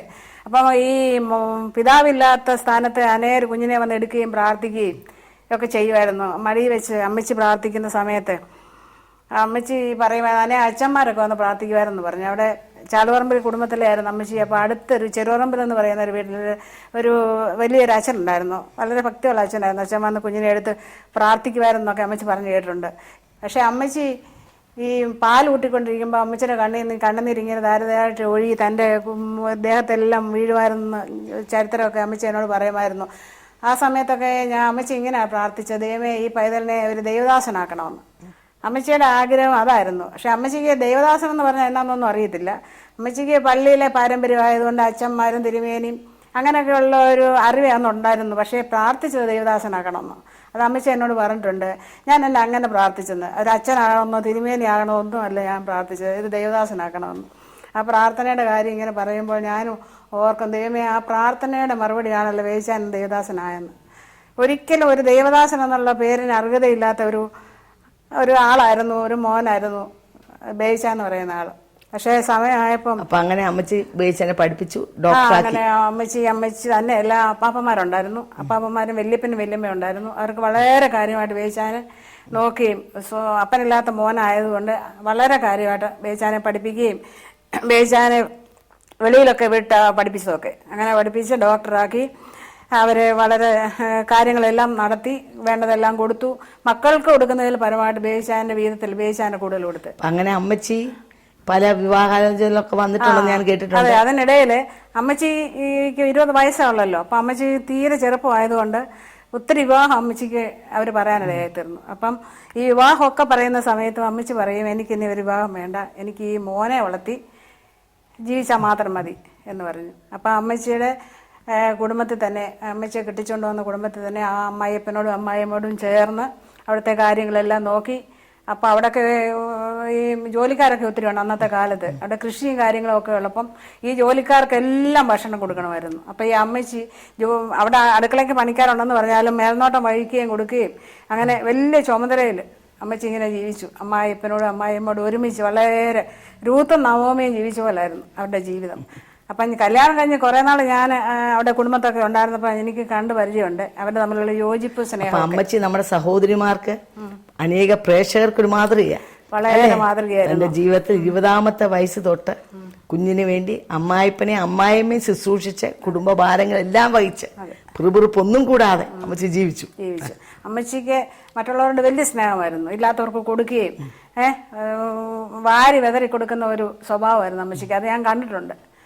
അമ്മച്ചിയുടെ ആ സ്വഭാവ രീതിയും അമ്മച്ചിയുടെ സന്തോഷവും മറ്റുള്ളവരുടെ സ്നേഹവും ഒരിക്കലും മറക്കാൻ പറ്റാത്ത അനുഭവം ആയിരുന്നു. അമ്മച്ചിയെ കുറിച്ച് പറയുന്ന ഒരു മാലാഖ എന്നായിരുന്നു. 2 ചിറകില്ലെന്ന് മാത്രമേ ഉള്ളൂ. അമ്മച്ചിയുടെ സെയിന്റ്. അങ്ങനെ അമ്മച്ചിയുടെ കൂടെ ഞാൻ ജീവിച്ചു. എൻ്റെ ഒരു അമ്മയെ പോലെ തന്നെ അമ്മച്ചി എന്നോട് പെരുമാറി. എൻ്റെ അമ്മയേക്കാൾ കൂടുതൽ സ്നേഹം അമ്മച്ചിക്ക് ഉണ്ടായിരുന്നു. ഞാൻ ചിലപ്പോൾ ഓർക്കും. അമ്മമാർ പിന്നെ വല്ലതൊക്കെ കണ്ടാൽ പറയും. ഇതെല്ലാം എന്നാ കണ്ടാലും അമ്മച്ചിക്കൊന്നും പറയാനില്ല. എല്ലാത്തിലും സഹകരിച്ചും സ്നേഹിച്ചും അമ്മച്ചി എൻ്റെ കൂടെ ജീവിച്ചു. ഞങ്ങളങ്ങനെ അമ്മച്ചിയുമായിട്ട് 40 വർഷം ഞാൻ ജീവിച്ചു. അതിനിടയിലാണ് വേവിച്ചാൻ പ്രാക്ടീസിലൊക്കെ വന്നു. എന്നിട്ട് നിങ്ങളുടെ കുടുംബജീവിതത്തെ കുറിച്ച് ഒന്ന് പറഞ്ഞു. ഞങ്ങളുടെ കുടുംബജീവിതം വളരെ സന്തോഷമായിരുന്നു. ഒന്നിനും കുറവില്ല. എല്ലാം ഉണ്ട്. പണമുണ്ട്, പ്രതാപമുണ്ട്, വസ്തുവകളുണ്ട്, ജോലിയുണ്ട്. ഒറ്റ മോനേ ഉള്ളൂ. ഇതെല്ലാം കണ്ടുകൊണ്ടാണ് കെട്ടിച്ചേക്കുന്നത് വീട്ടിൽ. പിന്നെ കൊഞ്ചുണ്ട്, കരിമീനുണ്ട്. പടിഞ്ഞാറ് ദിക്കിലോട്ട് കെട്ടിച്ചു വിട്ടു. കൊഞ്ച്, കരിമീന് ഇതെല്ലാം കൂടെ വരുന്നവർക്കും കഴിക്കാം, നമുക്കെല്ലാം അനുഭവിക്കാമല്ലോ. അപ്പം അങ്ങനത്തെ കാലത്ത് കല്യാണം കഴിച്ചതാണ്. അപ്പം എല്ലാ സുഖ സൗകര്യങ്ങളും കണ്ടുകൊണ്ട് കെട്ടിച്ചത്. ഒരു മോനേ ഉള്ളല്ലോ. അതൊക്കെ ഒരു മോനെന്ന് പറയുമ്പോൾ ബാക്കിയുള്ളതെല്ലാം കയ്യിലുണ്ടല്ലോ. അതാണ് കണക്ക് കൂട്ടൽ. അങ്ങനെ കെട്ടിച്ചു, ജീവിച്ചു. അപ്പം ബേച്ചാനെ റാന്നിയിൽ മെനാട്ട് ഹോസ്പിറ്റലിലൊക്കെ കുറച്ചാൾ വർക്ക് ചെയ്യുമായിരുന്നു. വർക്ക് ചെയ്തിട്ടുണ്ട്. ആ സമയത്തൊക്കെ അവിടെ ഉള്ളവർക്കെല്ലാം വലിയ കാര്യമായിരുന്നു. കണ്ണിലുണ്ണിയായിരുന്നു. നാട്ടുകാർക്കും വീട്ടുകാർക്കും എല്ലാം ഇഷ്ടപ്പെട്ട ഒരു മനുഷ്യനായിരുന്നു താൻ. അങ്ങനെ ജീവിച്ചത്. അപ്പം അങ്ങനെ ജീവിച്ച് മുമ്പോട്ട് പോയി. കുറച്ച് അതിനിടെ ഞങ്ങൾക്ക് 7 മക്കളുണ്ടായി. 10 ചുരുങ്ങിയ നാളുകൊണ്ട് കുഞ്ഞുങ്ങളൊക്കെ ഉണ്ടായി, ജനിച്ചു. അവർ വളർന്നു, അവരെ മുമ്പോട്ട് പോയി. അതിനുശേഷം ജയിച്ചാനിങ്ങനെ ഈ അമ്മച്ചിയുടെ പ്രാർത്ഥന ദൈവം ഓർത്തു. അമ്മച്ചിയുടെ പ്രാർത്ഥന വേച്ചാന്റെ ഈ പ്രാക്ടീസ് ജീവിതത്തിൽ രായമ്മയുടെ അനുഭവങ്ങൾ തന്നെ. വേച്ചാൻ പ്രാക്ടീസ് ചെയ്ത് ജയിച്ചാൻ ഭയങ്കര പ്രാക്ടീസ് ആയിരുന്നു. ഒത്തിരി പേഷ്യൻ്റ് ഉണ്ടായിരുന്നുകൊണ്ട് എനിക്ക് സ്പെൻഡ് ചെയ്യാൻ സമയം കിട്ടത്തില്ലായിരുന്നു. ഞങ്ങൾ കുടുംബമായിട്ട് അങ്ങനെ വല്ലപ്പോഴും ഒരു സെക്കൻഡ് ഷോയ്ക്ക് പോകും. അത് രാത്രി 2 മണിയൊക്കെ ഉണ്ടല്ലോ സെക്കൻഡ് ഷോ. അതായിരുന്നു വേച്ചാൻ ഏറ്റവും വലിയ ഇമ്പോർട്ടൻ്റ് പരിപാടി. അത് ഇംഗ്ലീഷ് ഫിലിം കാണാനായിട്ട് പോകുന്നതൊക്കെ. അത് സെക്കൻഡ് ഷോയാ പരിപാടി. അങ്ങനെ പോയിട്ട് വരും. അത് മാത്രമേ ഉള്ളായിരുന്നു ജീവിതത്തിലൊരു സന്തോഷം. മറ്റുള്ള ലൈഫിലൊക്കെ എൻജോയ് ചെയ്യുന്നുണ്ടെന്ന് ഒരുമിച്ചുള്ള ഒരു അവസരം. അത് മാത്രമല്ല, അല്ലാതെ ഫുഡ് കഴിക്കാനോ അങ്ങനെയൊക്കെയുള്ള കാര്യത്തിന് കിട്ടും. അല്ലാതെ നമുക്കൊന്ന് സംസാരിച്ചിരിക്കാനോ ഒന്നിച്ചിരുന്ന് പ്രാർത്ഥിക്കാനോ അങ്ങനെയുള്ള സമയമില്ല. അത് ആൾക്കാരിങ്ങനെ ഇഷ്ടം പോലെ വന്നുകൊണ്ടിരിക്കുകയല്ലേ. എല്ലാ കേസ് കെട്ടും ഉണ്ടായിരുന്നു അവിടെ. ഇപ്പോൾ രാത്രിയിലും പകലും ഇങ്ങനെ പുള്ളിക്ക് ടൈമില്ല. ബെല്ലടിച്ച് ആൾക്കാരെ ഇങ്ങനെ കൊണ്ടുപോക്കായിരുന്നു. അങ്ങനെ അതുകൊണ്ട് എനിക്കൊരു മനസ്സിനൊരു സമാധാനമില്ലായിരുന്നു ജീവിതത്തിൽ. എല്ലാം ഉണ്ടെങ്കിലും ഹൃദയത്തിൽ സന്തോഷം, ഹൃദയത്തിൽ ഒരു സമാധാനം, വേണ്ടത്ര സമാധാനമില്ലായിരുന്നു. സമാധാനമില്ലായിരുന്ന സമയത്ത് ഞാൻ പ്രഗ്നൻ്റ് കൂടായിരുന്നു. എനിക്ക് 6 മക്കളുണ്ടായിരുന്നു. 7ാമത്തെ കുഞ്ഞിനെ ഞാൻ ആ സമയത്ത് പ്രഗ്നൻ്റ് ആയിട്ടിരിക്കുകയായിരുന്നു. ആ സമയത്താണ് സിസ്റ്റർ മറിയാമ്മ തമ്പിയെ കർത്താവ് അങ്ങോട്ട് അയച്ചു. അപ്പം ആന്റി അവിടെ വന്ന് ആ സമയത്ത് ഒരു വലിയ പ്രതിസന്ധിയിൽ കൂടെ കടന്നു പോവുകയായിരുന്നു അല്ലേ. അതുകൊണ്ടായിരിക്കാം ഞാൻ ഇന്നതുപോലെ ഓർക്കുന്നുണ്ട്. ഞാൻ ട്രെയിനിൽ ട്രിവാൻഡ്രത്തോട്ട് പോയിക്കൊണ്ടിരിക്കുക. ട്രിവാൻഡ്രം എത്താറായപ്പോൾ ചെറിയൊരു മയക്കം. ആ മയക്കത്തിന് സംബന്ധിച്ച് ഞാൻ കാണുകയാണ് ബേബിച്ചാനെ. അതുവരെ ഞാൻ ബേബിച്ചാനോട് സംസാരിച്ചിട്ടില്ല, ഒന്നും ചെയ്തിട്ടില്ല. ഞാൻ കാണുന്നത് ഒരു പച്ചയിൽ പുള്ളിയുള്ള ഒരു കൈലി ഉടുത്ത് ഇങ്ങനെ നിൽക്കുന്ന ഒരു കാഴ്ചയാണ് കാണുന്നത്. ദൈവാത്മാ എന്നോട് പറഞ്ഞു, തന്നോട് പോയി സുവിശേഷം പറയണമെന്ന്. ഞാൻ പറഞ്ഞു, കർത്താവേ ഇതെന്താ ഇത്? ഈ മനുഷ്യനോട് ഞാൻ സംസാരിച്ചിട്ടേ ഇല്ല, ഞാൻ എങ്ങനെ പോയി സുവിശേഷം പറയുന്നേ? ഏതായാലും ദൈവത്തിൻ്റെ ആത്മാവിനെ അനുസരിക്കണമല്ലോ എന്ന് പറഞ്ഞ് ഇത് 1977 ഒന്നല്ലേ അവരെ വീട്ടിലോട്ട് വരുന്നു. രായ്മ ഓർക്കുന്നുണ്ടോ? പുറകിൽ കൂടാ ഞാൻ വരുന്നേ. രായ്മയോട് ഞാൻ പറയുന്നു, നിങ്ങളുടെ വീട്ടിൽ എന്തോ വലിയ ഒരു പ്രതിസന്ധിയിൽ നിങ്ങൾ പോയിക്കൊണ്ടിരിക്കുകയാണ്. ദൈവത്തിന് നിങ്ങളോട് പറയാൻ ഒരു ദൂതുണ്ട്. അപ്പോൾ ബേച്ചാനോട് എനിക്ക് സംസാരിക്കണം എന്ന് പറഞ്ഞ് ഞാൻ നോക്കുമ്പോൾ ബേച്ചാനെ ലഞ്ച് ബ്രേക്കിന് വന്ന് ജനലിൽ നിന്ന് വെളിയിൽ നോക്കി സ്മോക്ക് ചെയ്തുകൊണ്ട് നിൽക്കുക. ഞാൻ കാണുമ്പം അതേ കയ്യിലാണ് പുള്ളി കൊടുത്തിരിക്കുന്നത്. അപ്പം അത് തന്നെ എനിക്ക് വലിയൊരു കൺഫർമേഷനായി. രായ്മ പോയി പറഞ്ഞു ബേച്ചാനോട്. പുള്ളി പറഞ്ഞു എനിക്ക് സമയമില്ല എന്ന് പറഞ്ഞു. അപ്പം ഞാൻ പറഞ്ഞു, ഓർക്കുന്നുണ്ടോ? ഞാൻ പറഞ്ഞു, രായ്മ ബേച്ചാൻ വരുന്നില്ലേ, സാരില്ല, ഈ വെള്ളിയാഴ്ച ഞാൻ ഇവിടെ വരാം, നമുക്കിരുന്ന് പ്രാർത്ഥിക്കാമെന്ന്. അങ്ങനെ നമ്മൾ പ്രാർത്ഥിച്ചിട്ട് വെളിയിൽ ഇറങ്ങിയപ്പോൾ തമ്പിച്ചാൻ്റെ എൻ്റെ ഭർത്താവിൻ്റെ വീട് നീലംപെരൂരാണ്. അതുകൊണ്ട് താൻ വന്ന് എന്നോട് പറയുന്നു, മറിയാമ്മയ്ക്ക് വേറെ ഒരു തൊഴിലും ഇല്ലേ, വല്ല പാവങ്ങളുടെ വീട്ടിലും പോയിരുന്ന് പ്രാർത്ഥിച്ചാൽ ഒന്നുമില്ല, അവർ പ്രാർത്ഥിക്കാൻ ഇരിക്കുകയും ചെയ്യും. നിങ്ങൾ ആ മുറി പ്രാർത്ഥിക്കുമ്പം ഇങ്ങേ മുറി കുപ്പി പൊട്ടിച്ച് കുടിക്കുകയായിരുന്നു എന്ന് പറഞ്ഞു. അത് കേട്ടപ്പം ഞാൻ വളരെ വേദനിച്ച് ഞാൻ ഇങ്ങനെ പറഞ്ഞു, കർത്താവേ നീ പറഞ്ഞു, ഞാൻ അനുസരിച്ചു, ഇനി ഞാൻ ഇങ്ങോട്ടില്ലെന്ന്. എന്നാലും ദൈവം വിട്ടില്ല. ചൊവ്വാഴ്ച വെളുപ്പനെ ഞാൻ വേറൊരു ദർശനം കണ്ടുകൊണ്ടായി നിൽക്കുന്നത്. വേവിച്ചാൻ ആത്മാവിൽ നിറഞ്ഞ് നൃത്തം ചെയ്ത് അനേകരോടിങ്ങനെ ദൂത് പറയുന്ന ഒരു രംഗമാണ് കാണുന്നത്. അപ്പം എനിക്ക് മനസ്സിലായി കർത്താവ് എന്നോട് പിന്നെയും പോകാൻ പറയുകയാണ്. അപ്പം കർത്താവ് പറഞ്ഞ അനുസരിച്ചു അങ്ങോട്ട് വരുന്നു. വന്നപ്പം ഡിസ്പെൻസറി മുഴുവൻ ആളാണ്. അപ്പം എനിക്കറിയാം മാനുഷികത്തിൽ വരത്തില്ല. ഞാൻ ഇങ്ങനെ പ്രാർത്ഥിച്ചു, കർത്താവേ പത്രോസിനോട് പറഞ്ഞ സമയം തന്നെ കൊർന്നല്യോസിനോടും പറഞ്ഞു. അപ്പം നീയാണ് എന്നെ ഇങ്ങോട്ട് അയച്ചതെങ്കിൽ ബേച്ചാനിപ്പോൾ വരണം. എൻ്റെ ബുദ്ധിക്ക് അപ്പുറമായിരുന്നു. ഞാൻ കുറച്ച് കൈ നോക്കിയപ്പോൾ പാലം കയറി ബേച്ചാൻ വന്നുകൊണ്ടിരിക്കും. അപ്പം തന്നോട് അന്ന് താൻ കടന്നു പോയിക്കൊണ്ടിരുന്ന അവസ്ഥ അത് വളരെ ശോചനീയമായിരുന്നു. തന്നോട് ഞാൻ ഇങ്ങനെയാണെന്ന് ഞാൻ പറഞ്ഞ് ഞാൻ ഓർക്കുന്നുണ്ട്, ഒരു സ്റ്റെപ്പ് ഇനി നിങ്ങൾ ഈ അവസ്ഥയിൽ മുമ്പോട്ട് വെച്ചാൽ you are going to be doomed forever. പ്രേക്ഷകരെ, നമുക്കെല്ലാം ദൈവം അവസരം തരും. ആ കുടുംബം ഒരു വല്ലാത്ത ഘട്ടത്തിൽ എന്ന് പറയാം, യാതൊരു പുറത്ത് നോക്കിയാൽ എല്ലാം ഉണ്ട്, എന്നാൽ അകത്ത് വെറും പൊള്ളയായി, ശൂന്യമായി, സമാധാനമില്ലാതെ തകർച്ചയുടെ വക്കിലായിരുന്നപ്പോഴാണ് ദൈവം തങ്ങളെ സ്നേഹിക്കുന്നതുകൊണ്ട് ദൈവത്തിൻ്റെ ആത്മാവ് ആരെങ്കിലും ഒരു വ്യക്തിയെ പറഞ്ഞയക്കും. ആ പ്രാവശ്യം എന്നെയായിരുന്നു. ഏതായാലും അന്ന് താൻ സമർപ്പിച്ചു. തൻ്റെ ജീവിതം അതോടെ ഒരു വൈത്തിരിവായി അല്ലേ? അതെ അതെ, അത് ഞാൻ ഇന്നത്തെ പോലെ ഓർക്കുന്നുണ്ട്. അതെ, ആൻറ്റി വരുന്നതും പ്രാർത്ഥിക്കുന്നതും ബേച്ചാനോടെ നിൽക്കുന്നതും എല്ലാം. അപ്പോൾ ബേച്ചാൻ ആൻറ്റി പോയി കഴിഞ്ഞപ്പോൾ എന്നോട് ഇങ്ങനെ ചോദിച്ചു, ഞാനൊരു സത്യ ക്രിസ്ത്യാനിയായിട്ട് ജീവിക്കുന്നതിനകത്ത് നിനക്ക് ഇഷ്ടമാണോ എന്ന് ചോദിച്ചു. അപ്പം ഞാൻ പറഞ്ഞു എനിക്കിഷ്ടമാണെന്ന് പറഞ്ഞു. അപ്പോഴേ ആ തീരുമാനം എടുത്തു. ഞാൻ സത്യക്രിസ്ത്യാനിയായിട്ട് ജീവിക്കുന്നുള്ള ഒരു തീരുമാനത്തില്ല. പിന്നെ നേരെ ഹോസ്പിറ്റലിലോട്ട് പോയത്. പക്ഷെ ആ തീരുമാനത്തിനോട് വലിയ വില കൊടുക്കേണ്ടി വന്നു അല്ലേ? വലിയ വില കൊടുത്തു. ദൈവം ആ തീരുമാനത്തെ ഉറപ്പിച്ച് മുമ്പോട്ട് പോയി. പിന്നെ ആ സമയത്ത് ഇങ്ങനെ മുമ്പോട്ട് പോയപ്പോഴത്തേക്കും തന്നോട് ദൈവം സംസാരിച്ചു, പൂർണ്ണമായിട്ട് സുവിശേഷകല ചെയ്യണമെന്ന്. അപ്പോൾ ഹോസ്പിറ്റലെല്ലാം ആൾക്കാരുണ്ട്, ഹോസ്പിറ്റലുണ്ട്, അവിടെ ഭയങ്കരമായിട്ട് പ്രാക്ടീസ് നടന്നുകൊണ്ടിരിക്കുകയല്ലേ. അപ്പം അതൊന്നും കണക്കാക്കാതെ പുള്ളി ആശുപത്രിയെല്ലാം വിടാൻ തീരുമാനിച്ചു. 7 കുഞ്ഞുങ്ങളും പ്രായമുള്ള അമ്മയും ഭാര്യയും. അതെ, ചുറ്റുപാടുള്ളവരും വീട്ടുകാരും എല്ലാം ഇതെന്നാ ആത്മീയമാണ്, ഇങ്ങനെയാണോ ആത്മീയം, ഇതേതാണ്ട് അസുഖമാണെന്ന് പറഞ്ഞ് കളിയാക്കാൻ തുടങ്ങി. വേച്ചാന് ഏതാണ്ട് പറ്റിയതാണെന്ന് പറഞ്ഞു. ഞാൻ ഓർക്കുന്നുണ്ട് വേച്ചാൻ ഇങ്ങനെ ഇത് കരയുന്നത് അല്ലേ? അതെ, അപ്പം വേച്ചാൻ ഇങ്ങനെ പ്രാർത്ഥിക്കുമ്പോഴെല്ലാം ഇങ്ങനെ കരയുമായിരുന്നു. എപ്പോഴും ഇങ്ങനെ കരയുമ്പോൾ ഞാൻ വിചാരിക്കും ഇതെന്തിനാ ഇങ്ങനെ പ്രാർത്ഥിക്കുന്നത്, ഇത് മാത്രം കരയേണ്ട കാര്യം എന്നാന്ന് ചിന്തിച്ചിട്ടുണ്ട്. സാധാരണ അങ്ങനെ പുരുഷന്മാരും അങ്ങനെ കരഞ്ഞ് പ്രാർത്ഥിക്കുന്ന കണ്ടിട്ടില്ല. സാധാരണ സ്ത്രീകളല്ലേ കൂടുതലും കരയുന്നത്. അപ്പോൾ ഞാനിങ്ങനെ ചോദിക്കും ഇതെന്നെ ഇങ്ങനെ കരയെന്ന് ചോദിക്കുമ്പം ദൈവം എന്നെ സ്നേഹിച്ചോണ്ടാണ് ഞാൻ കരയുന്നത്, അല്ല മറ്റൊന്നും കൊണ്ടല്ല എന്നോട് പറഞ്ഞു. ദൈവസ്നേഹത്തിന് മുമ്പുള്ള കരച്ചിൽ. അതെ, ദൈവം എന്നെ സ്നേഹിക്കുന്നുണ്ട്. അപ്പം മുഖം എല്ലാം ചുമന്ന് കവളെല്ലാം വീർത്തിരിക്കുവേ. ആ സമയത്ത് നല്ലപോലെ വെളുത്തായിട്ട് ഇങ്ങനെ. അതെ, അപ്പം എനിക്ക് പേടിയായിരുന്നു ഇങ്ങനെ കരയുന്നെന്ന്. എനിക്ക് പോലും അത്രയും കരച്ചില്ല ആ സമയത്തൊന്നും. എന്നോടും പറഞ്ഞ് ഞാൻ ഓർക്കുന്നുണ്ട്, ഇത്രയും പാപിയായി എന്നെ എങ്ങനെ ദൈവത്തിന് സ്നേഹിക്കാൻ കഴിയും. അപ്പൊ ഇന്ന് അനേകർക്ക് പാപബോധം വന്നാലും ആ ദൈവ സ്നേഹത്തെക്കുറിച്ചൊരു തകർച്ച ഉണ്ടാകുന്നില്ല. കർത്താവിന്റെ സ്നേഹത്തിന്റെ മുമ്പിൽ നമ്മളൊന്നുമില്ല. ആ സ്നേഹത്തെ ഓർത്താൽ നമുക്ക് നിശ്ചയമായും നമ്മുടെ ഹൃദയം തകർന്നു പോകും. അതെ, അങ്ങനെ കുറച്ച് നാൾ മുമ്പോട്ട് പോയി. അത് കഴിഞ്ഞ പിന്നെ ബൈബിൾ കോളേജ് പഠിക്കാൻ പ്രാക്ടീസ് വിട്ടതിന്റെ ശേഷം ഉണ്ടായ അവസ്ഥകളൊക്കെ ഒന്ന് പറയാമോ പ്രേക്ഷകരോട്? പ്രാക്ടീസ് വിട്ട് കഴിഞ്ഞപ്പോഴത്തേക്കും എല്ലാവരും എതിരായി. ഇത് അബദ്ധം കാണിച്ചില്ല, ഇത്രയും നല്ലൊരു മനുഷ്യന് ഈ ജോലിയെല്ലാം കളഞ്ഞേച്ച് ചുമ്മാ ഇങ്ങനെ ബൈബിളും പിടിച്ചോണ്ട് ഇങ്ങനെ നടക്കുന്നത്. വലിയ വരുമാനം ഉണ്ടായിരുന്ന സ്ഥാനത്ത് പിന്നെ എങ്ങനെ 7 കുഞ്ഞുങ്ങളെ വളർത്തി?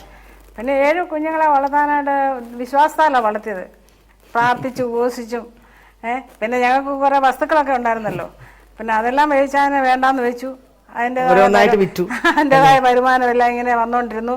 കുഞ്ഞുങ്ങൾക്ക് വേണ്ടി ആഹാരം എല്ലാം കൊടുക്കുന്നത് നിർബന്ധമായിരുന്നു. അതുകൊണ്ട് ഒന്നും കുറയ്ക്കത്തില്ലായിരുന്നു. ഫ്രൂട്ട്സും പാലും അതൊക്കെ ആവശ്യത്തിന് ഉപരിയായിട്ട് മേടിച്ച്, കുഞ്ഞുങ്ങൾക്കെല്ലാം അസുഖം വരുമെന്ന് അറിയാമല്ലോ, ഡോക്ടറല്ലേ, അങ്ങനെ കൊടുത്തോണ്ടിരുന്നു. അപ്പോൾ ഇതെല്ലാം വിറ്റിട്ടാണ് ഇതെല്ലാം ചെയ്യുന്നത്. അതെൻ്റെ സ്വർണ്ണങ്ങളെല്ലാം വിറ്റു. അപ്പം എന്നോട് പറയും, നീ പിന്നെ കക്ഷത്തിലെ കളഞ്ഞ ഉത്തരത്തിലെ നോക്കാൻ പറയുമായിരുന്നു. അപ്പൊ എനിക്കതിനകത്ത് കുറച്ച് പ്രയാസം ഉണ്ടായിരുന്നു. അപ്പൊ അങ്ങനെ മുമ്പോട്ട് പോയപ്പോൾ ഞാനൊരു ദിവസം ഇങ്ങനെ പറഞ്ഞു, ഇതിങ്ങനെ പിള്ളേരൊക്കെ ഇല്ലേ, അപ്പൊ അവരൊക്കെ എങ്ങനെ ജീവിക്കുന്നതെന്ന് ചോദിച്ചപ്പോൾ എന്നോട് പറഞ്ഞു, ജോർജ് മുള്ളർ 7000 പിള്ളേരെ വളർത്തി വിശ്വാസത്താൽ, പിന്നെ ആ 7 മക്കളെ ദൈവത്തിന് വളർത്താൻ ബുദ്ധിമുട്ടെന്ന് ചോദിച്ചു.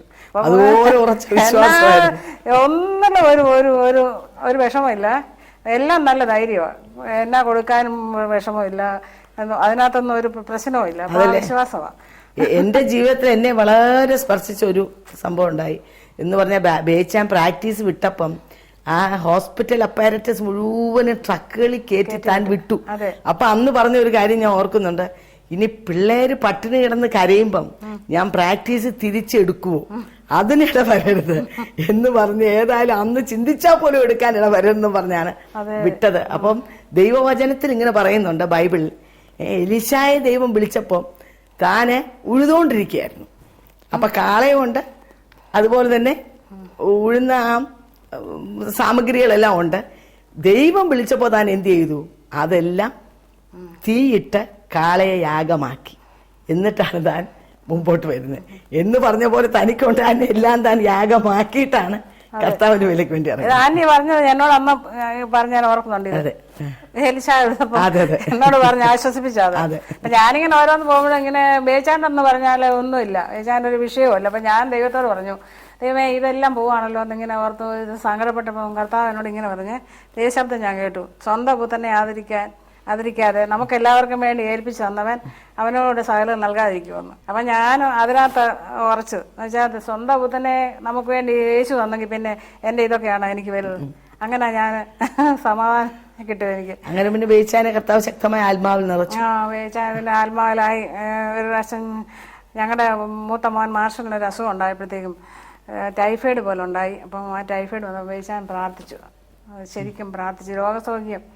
കർത്താവിൽ നിന്ന് രോഗസൗഖ്യം പ്രാപിക്കാനായിട്ട് കാത്തിരുന്ന് പ്രാർത്ഥിച്ച സമയത്താണ് ബേച്ചാൻ അഭിഷേകം പ്രാപിക്കുന്നത്. പിന്നെ തന്റെ ജീവിതത്തിലെ ആത്മാവിൽ തന്നെയായിരുന്നു ജീവിതം മുഴുവനും. കുളിക്കുമ്പോഴും കഴിക്കുമ്പോഴും എല്ലാം ഇങ്ങനെ സന്തോഷത്തോടെ കുളിക്കുന്ന സമയത്തും ആത്മാവിൽ പ്രാർത്ഥിച്ചുകൊണ്ടാണ്, ആത്മാവിൽ പാടിക്കൊണ്ടും ആത്മാവിൽ നൃത്തം ചെയ്തുകൊണ്ടും. അതെ അങ്ങനെയായിരുന്നു മുമ്പോട്ട് പോയത്. പിന്നെ ദൈവം വേച്ചാൻ ആത്മാവിൽ നിറച്ച് ശക്തനാക്കി. പിന്നെ എല്ലാവരെയും വചനം പഠിപ്പിച്ച് കുഞ്ഞുങ്ങൾക്കെല്ലാം ബൈബിൾ ക്ലാസ് പോലെ കൊടുത്ത് ഓരോ സമയത്തും അവരെ വളർത്തിയെടുത്തു. വീട്ടിൽ തന്നെ ആരാധന തുടങ്ങി. പിന്നെ അവിടെ ആരാധന തുടങ്ങി. 10-18 വർഷം അവിടെ ആരാധന നടത്തി. അവിടെ അനേക ദേവദാസന്മാർ വരികയും പോവുകയും ചെയ്തു. കുഞ്ഞുങ്ങളൊക്കെ വളർന്നു. അവരെല്ലാം ചെറുപ്പം മുതൽ ആത്മീയമായ ഒരു അന്തരീക്ഷത്തിൽ വളർന്നതുകൊണ്ട് 77 മുതൽ 6 വർഷമാണ് വേച്ചാൻ കർത്താവിന്റെ വേല ചെയ്തത് അല്ലേ? അപ്പൊ അതിനോടൊക്കെയല്ലേ ഓസ്ട്രേലിയക്കൊക്കെ പോയി 6 മാസത്തെ ട്രെയിനിങ്ങിന് പോയി വന്നിട്ട് റാന്നിയില് പാസ്റ്ററായിട്ടിരുന്നു. അത് കഴിഞ്ഞിട്ട് ചങ്ങനാശ്ശേരിയിലിരുന്നു. ആ സമയത്താണ് വേച്ചാനിങ്ങനെ അസുഖം ഉണ്ടാകുന്നത്. അതിനെ കുറിച്ചൊന്ന് പറഞ്ഞേ.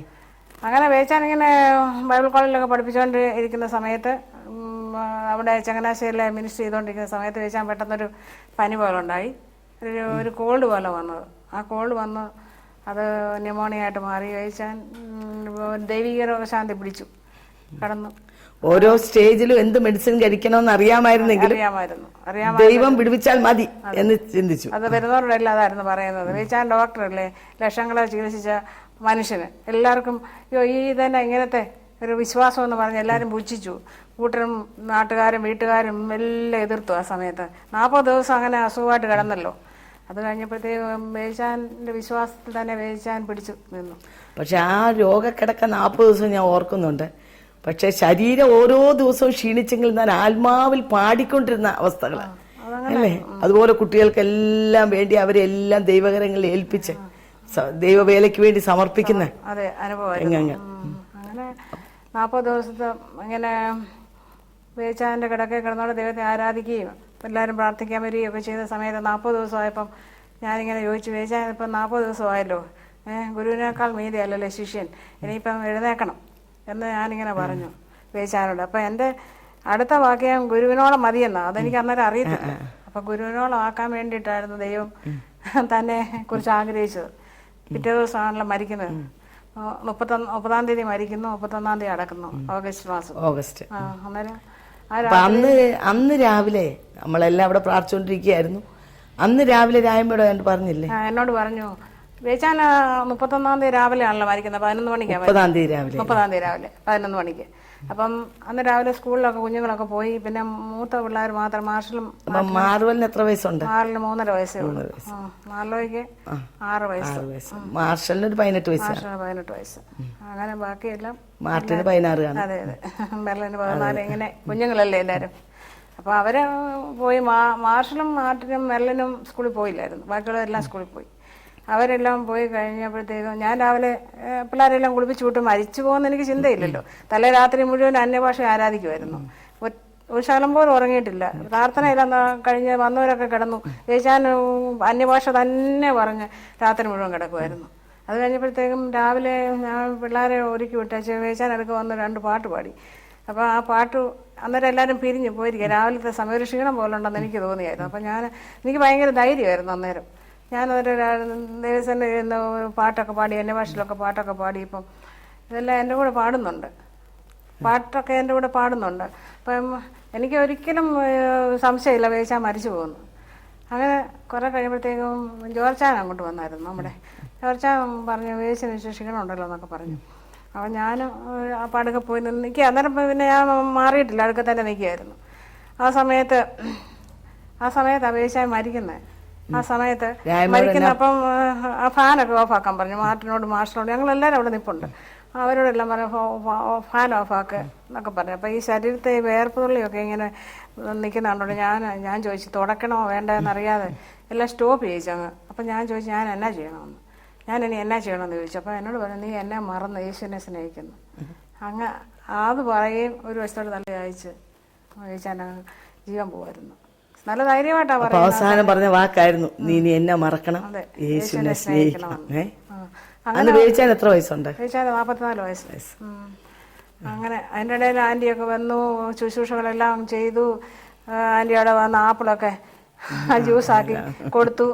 അപ്പം ഞാൻ പറഞ്ഞില്ലേ സിസ്റ്റർമാരില്ലേ, എന്നെ ആൻറ്റി എൻ്റെ ഒരു സിസ്റ്ററിനെ പോലെ വന്നിട്ടുണ്ട്. വേവിച്ചാൻ സ്വന്തമായിട്ട് പെങ്ങന്മാരില്ലായിരുന്നല്ലോ. പെങ്ങന്മാരെ പോലെ സ്നേഹിക്കുന്നവരുണ്ടായിരുന്നു. എന്നാലും ഈ സമയത്തൊക്കെ വേവിച്ചാൻ്റെ അടുക്ക് നിൽക്കാനായിട്ട് ആർക്കും ധൈര്യമില്ലായിരുന്നു. വീട്ടുകാരൊക്കെ വന്നേച്ചങ്ങ് പോവും. ഇവിടെ പ്രാർത്ഥനയൊക്കെ നടക്കുന്നുണ്ടുകൊണ്ട് അവർ കാണുക കേൾക്കുക എന്നല്ല വേറൊരു കാര്യത്തിന് അവർക്ക് ധൈര്യമില്ലായിരുന്നു. ശരിയായ്മ ഇപ്പൊ വേവിച്ചാൻ പോയിട്ട് ഇപ്പൊ എത്ര വർഷമായി? വേവിച്ചാൻ പോയിട്ട് ഇപ്പോൾ 23 വർഷമായി. 23 വർഷം ഈ 7 കുഞ്ഞുങ്ങളും പ്രായമുള്ള മാതാവുമായിട്ടുള്ള രായമ്മയുടെ ജീവിതം എങ്ങനെയായിരുന്നു? വേവിച്ചാൻ മരിച്ചു കഴിഞ്ഞിട്ട് പിന്നെ കുഞ്ഞുങ്ങളൊക്കെ കുഞ്ഞുങ്ങളല്ലായിരുന്നു എന്ന് പറഞ്ഞാൽ എനിക്കറിയാം വേവിച്ചാൻ മരിക്കുമ്പോൾ സേവിങ്സ് നില്ലായിരുന്നു. എൻ്റെ കിടക്കുന്ന താമസിക്കുന്ന വീടല്ലാതെ മറ്റൊന്നുമില്ലായിരുന്നു. അപ്പൊ ആ അവസ്ഥയിൽ എങ്ങനെ മുമ്പോട്ട് പോയി എന്നുള്ളതാണ്.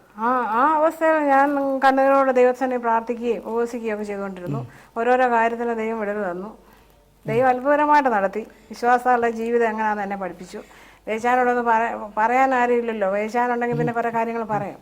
അത് ദൈവം അത്ഭുതകരമായിട്ട് കുഞ്ഞുങ്ങളെല്ലാം വഴി നടത്തി കാര്യങ്ങളെല്ലാം നടത്തി. കുഞ്ഞുങ്ങളൊക്കെ ഇപ്പൊ എന്ത് ചെയ്യുന്നു? കുഞ്ഞുങ്ങളെല്ലാം ഓരോ സ്ഥാനത്ത് അവരായി. 3 പെൺപിള്ളേരുണ്ടല്ലോ. 3 പെൺപിള്ളേർ ഇപ്പം അമേരിക്കയിലുണ്ട്. അവരെല്ലാം പഠിച്ച് ഗ്രാജുവേറ്റ് ആയി.